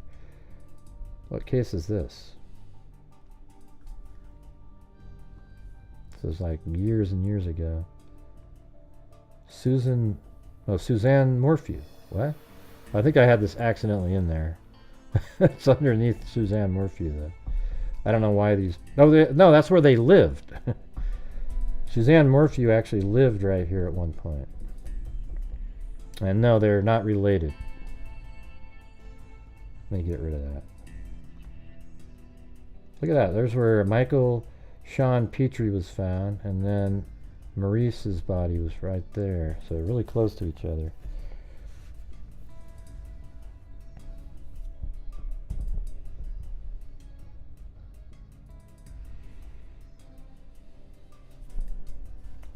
All right, anyways, let me get moving on. Yeah, we're just doing it the way I do it, Ray, you know.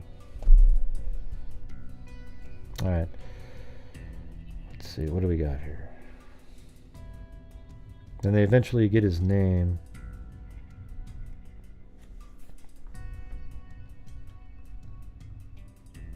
I think it was 1993 when they finally got his name.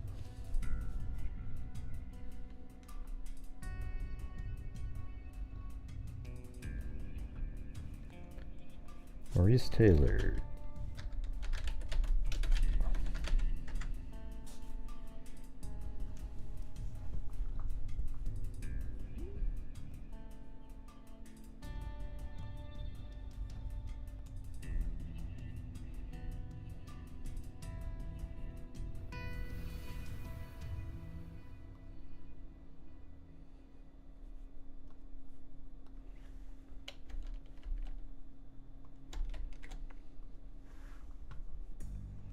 Basically, what I'm doing right this second is what I always do when I'm by myself, getting ready for the shows.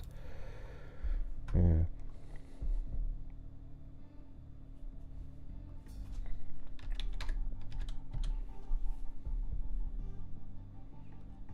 Okay, there it is. Body that of Maurice Taylor. So after all that time, detectives say a check of dental records today revealed the identity of a body found in Hamilton County. Last Summer is that of Maurice Taylor. Anything else later in the year? Looks like they keep talking about him, so maybe on the 7th. No.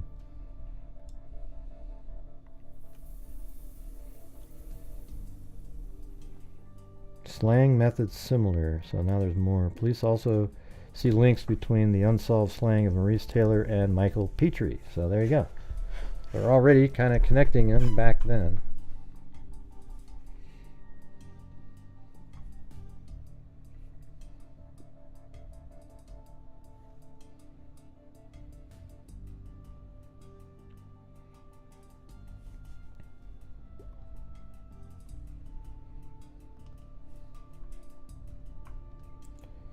Alright, next one is Delvoid Lee Baker. You know, I don't, in these articles so far, they haven't really said what the circumstances were. I'm sure they show up somewhere and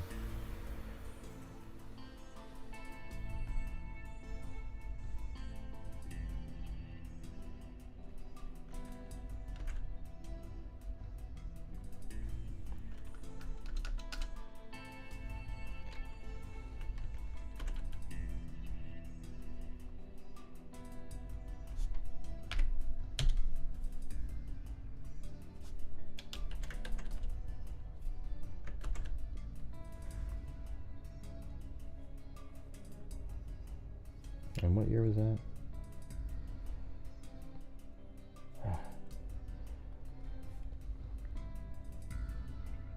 1982 October. Ah, God, they all just went away now. Lost it all. No, there it is right there. So that's another young kid in this one. Lived a few years. Okay, so is this like a breakdown of these people then? Now? There's Petrie and Baker. So maybe, let's see. Lived his few years in fear of divine retribution. Whenever Delvoid did something wrong, he'd start crying and ask me to pray for him, recalled Perry Townsend, his adoptive mother. Delvoid, welcome, Ray. Delvoid was one of the 5 children, and his mother didn't want him.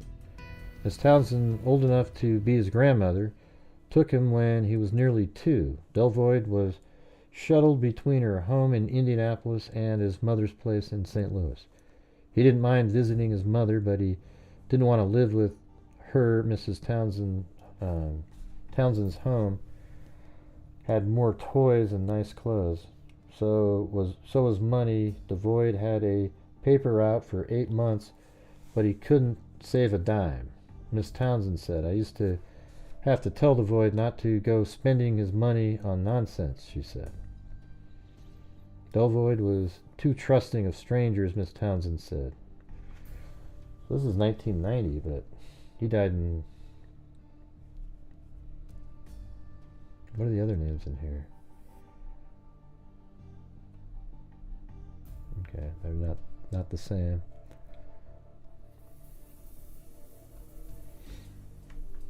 Alright, Delvoid Baker. How about back in 1982? That's when it should show up. Okay. Look at another ditch again. See that? That's crazy. And what day did they say?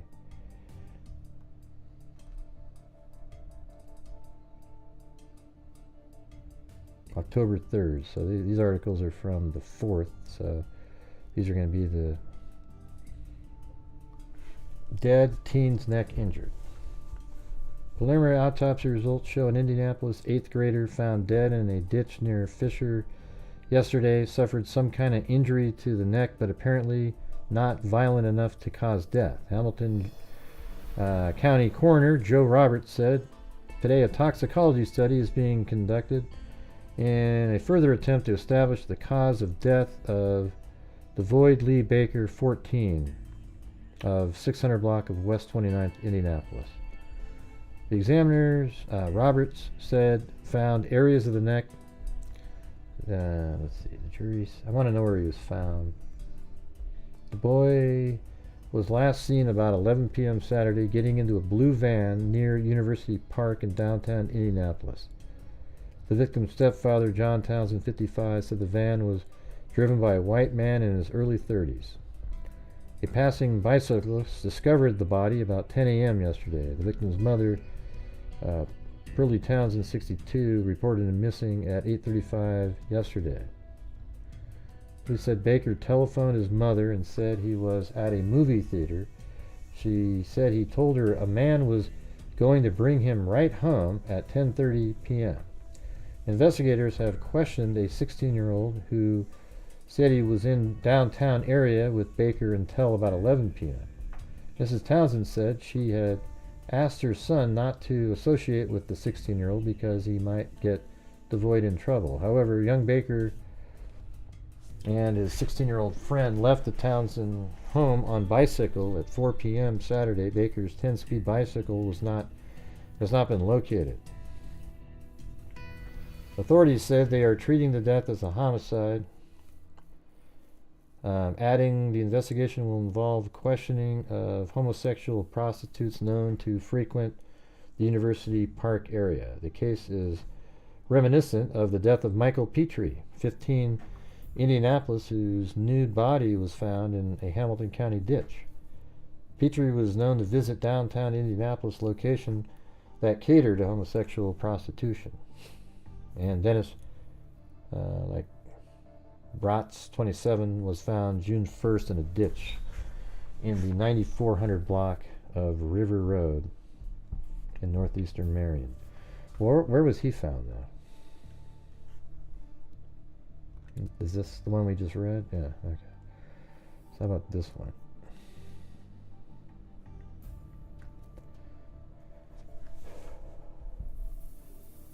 Investigated as a homicide pending autopsy report. There were no outward signs of violence. Violent death at Rheinbarger, said the youth had not been sexually molested. Let's see, page 7. So what was this guy doing then?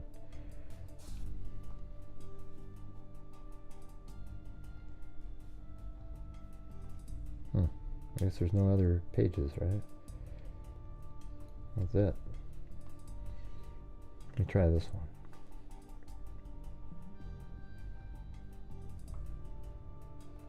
Okay.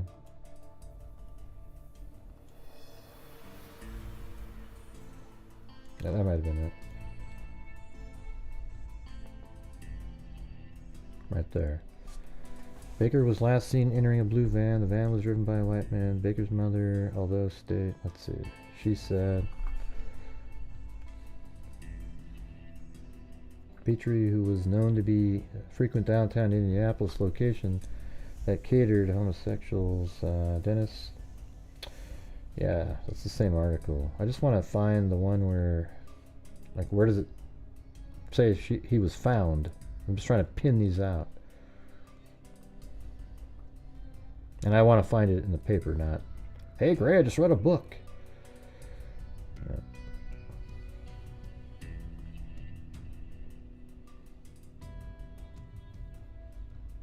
Let's see if he shows up in the paper the day before. Hold on. October 1982.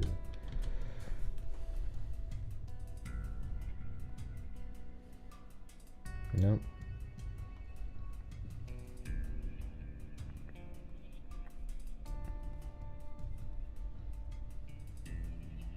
Dead in a ditch in southeastern Hamilton County.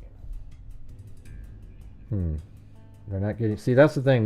They almost never get specific once a name is determined.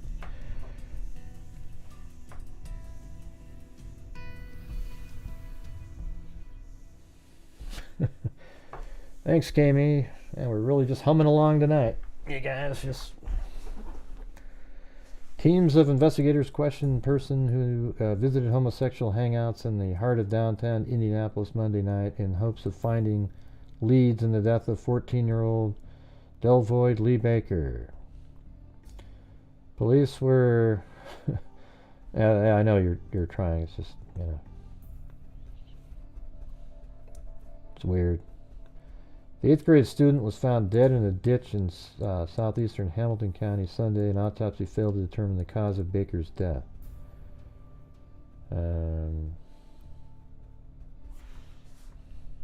Let's see if it says it in the... it's not going to say it in there.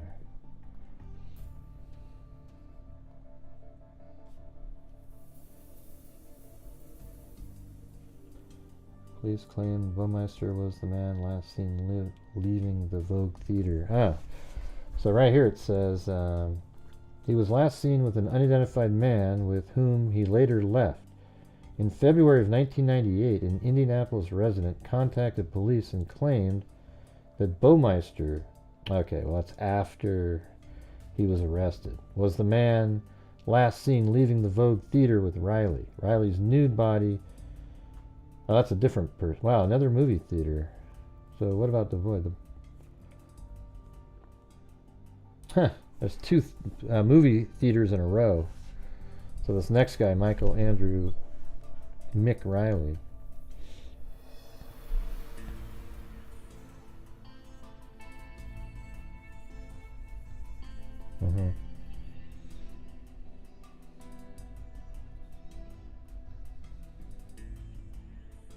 I'm just hoping somebody in here gives that information. Ditch in southeastern Hamilton County, again. So that means it's down here somewhere. You know, but I like to get specific, not just kind of randomly putting a pin somewhere.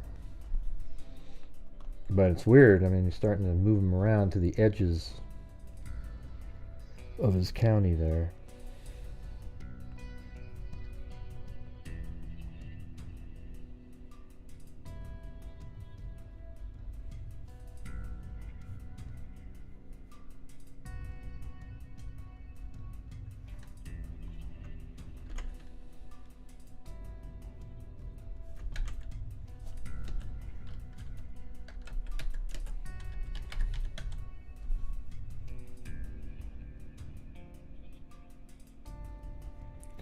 Thank you, WNC Granny and K-Me.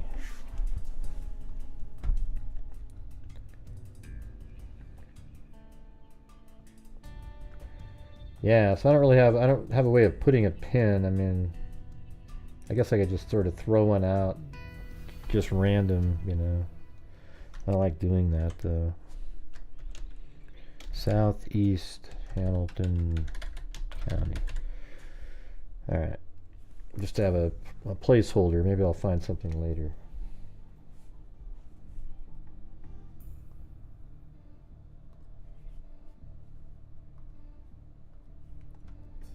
Alright, the next one is Michael Riley.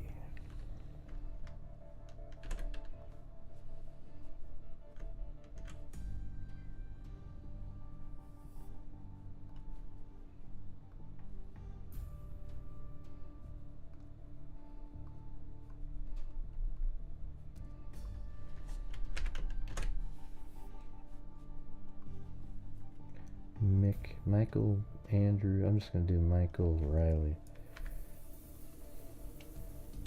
Not sure what they call him in the paper, but this is May 28, 1983.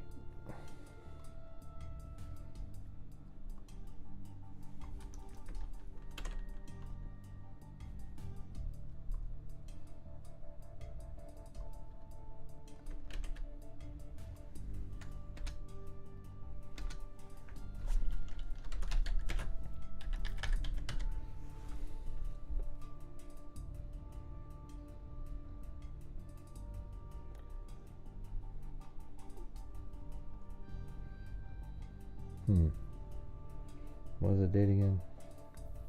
May 28th. Disappeared on May 28th after visiting the Vogue Theater, a gay nightclub in Indianapolis. He was last seen with an unidentified man with whom he later left.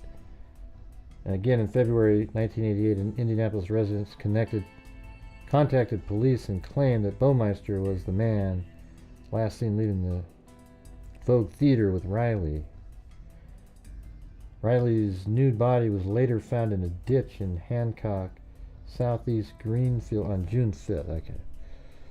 So we got to go to June.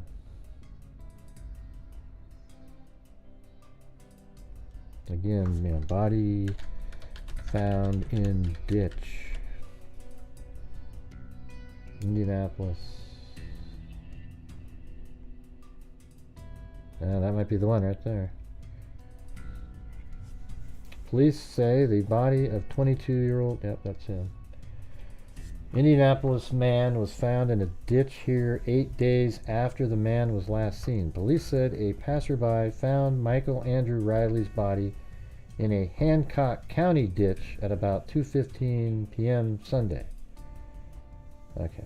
Riley was last seen at an Indianapolis nightclub May 28th when he told a friend he was going to ride home with an unidentified man. Police are circulating a composite sketch of the man based on the friend's description.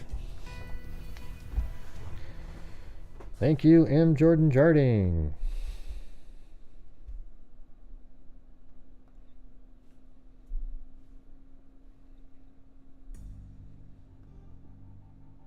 Yeah, that's the only one. Just right there, that one reference.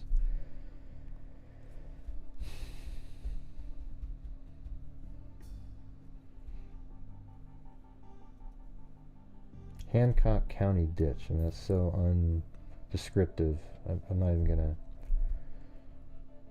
bother to put one in there.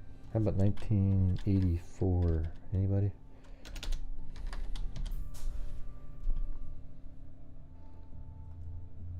Another one? Oh no, that's another body found in the body of a city man missing since Friday was found Sunday in a ditch along Van Dam Road. Dead is Robert Berry. Wouldn't that be crazy if he's one of the other names?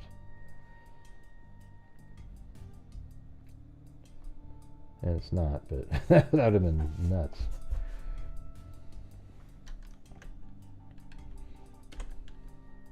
Yeah. Thanks, Sonia.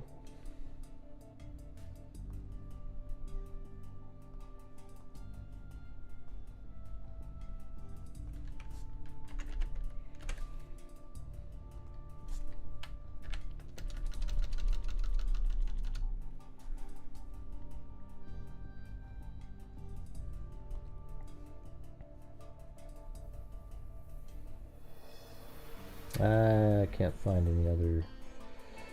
Let me go back out. Yeah, Michael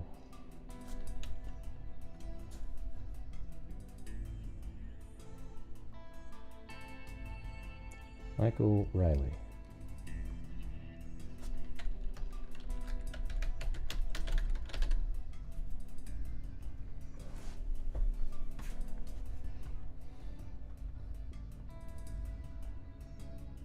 No.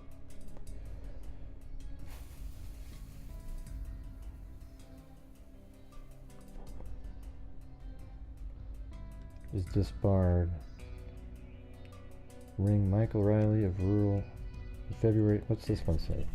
Rural also was one of 15 people indicted on federal grand jury for involvement in the methamphetamine manufacturing and distributing ring. An affidavit filed in the case said Ures began an association with one of the alleged kingpins of the ring, Michael Riley of rural Richland, Indiana, in February 1983, 1 month after he was sentenced. That's a whole different Michael Riley, but it's weird how the dates are similar. Different one, another criminal though.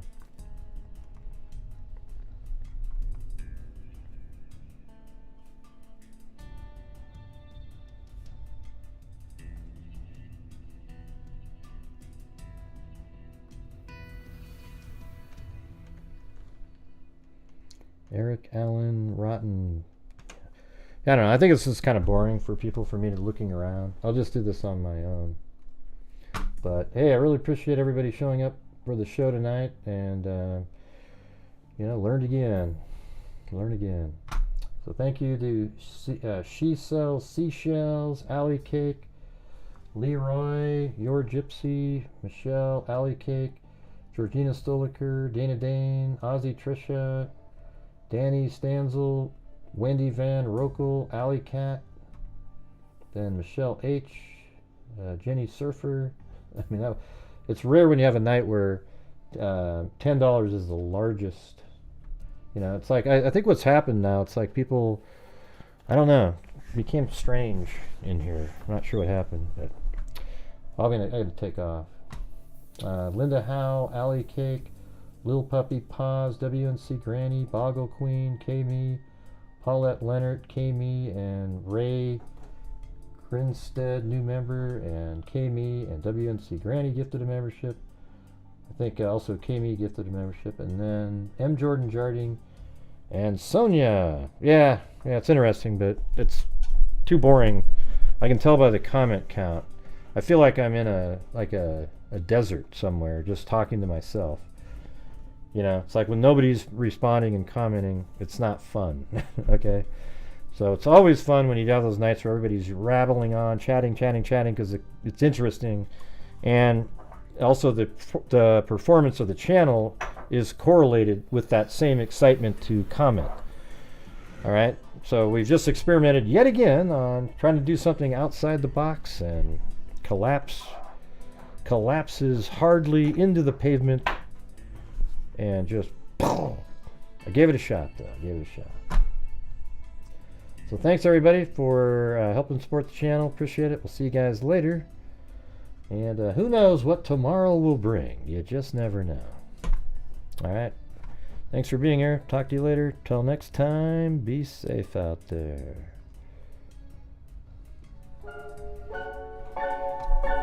Yeah, I've been doing this true crime thing for quite a while now. And during this whole time, I have not seen one person that is a crime dissector, plug rejector. I'm a certified human lie detector. Gonna get ya on a stretcher if you try and play me like an old projector.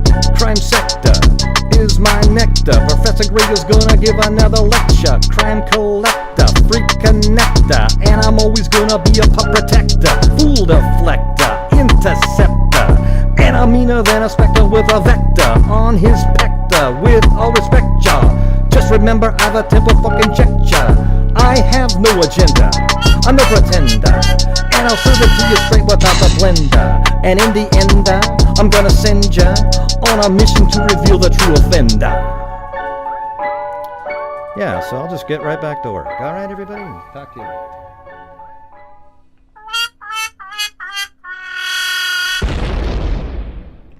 Be safe out there.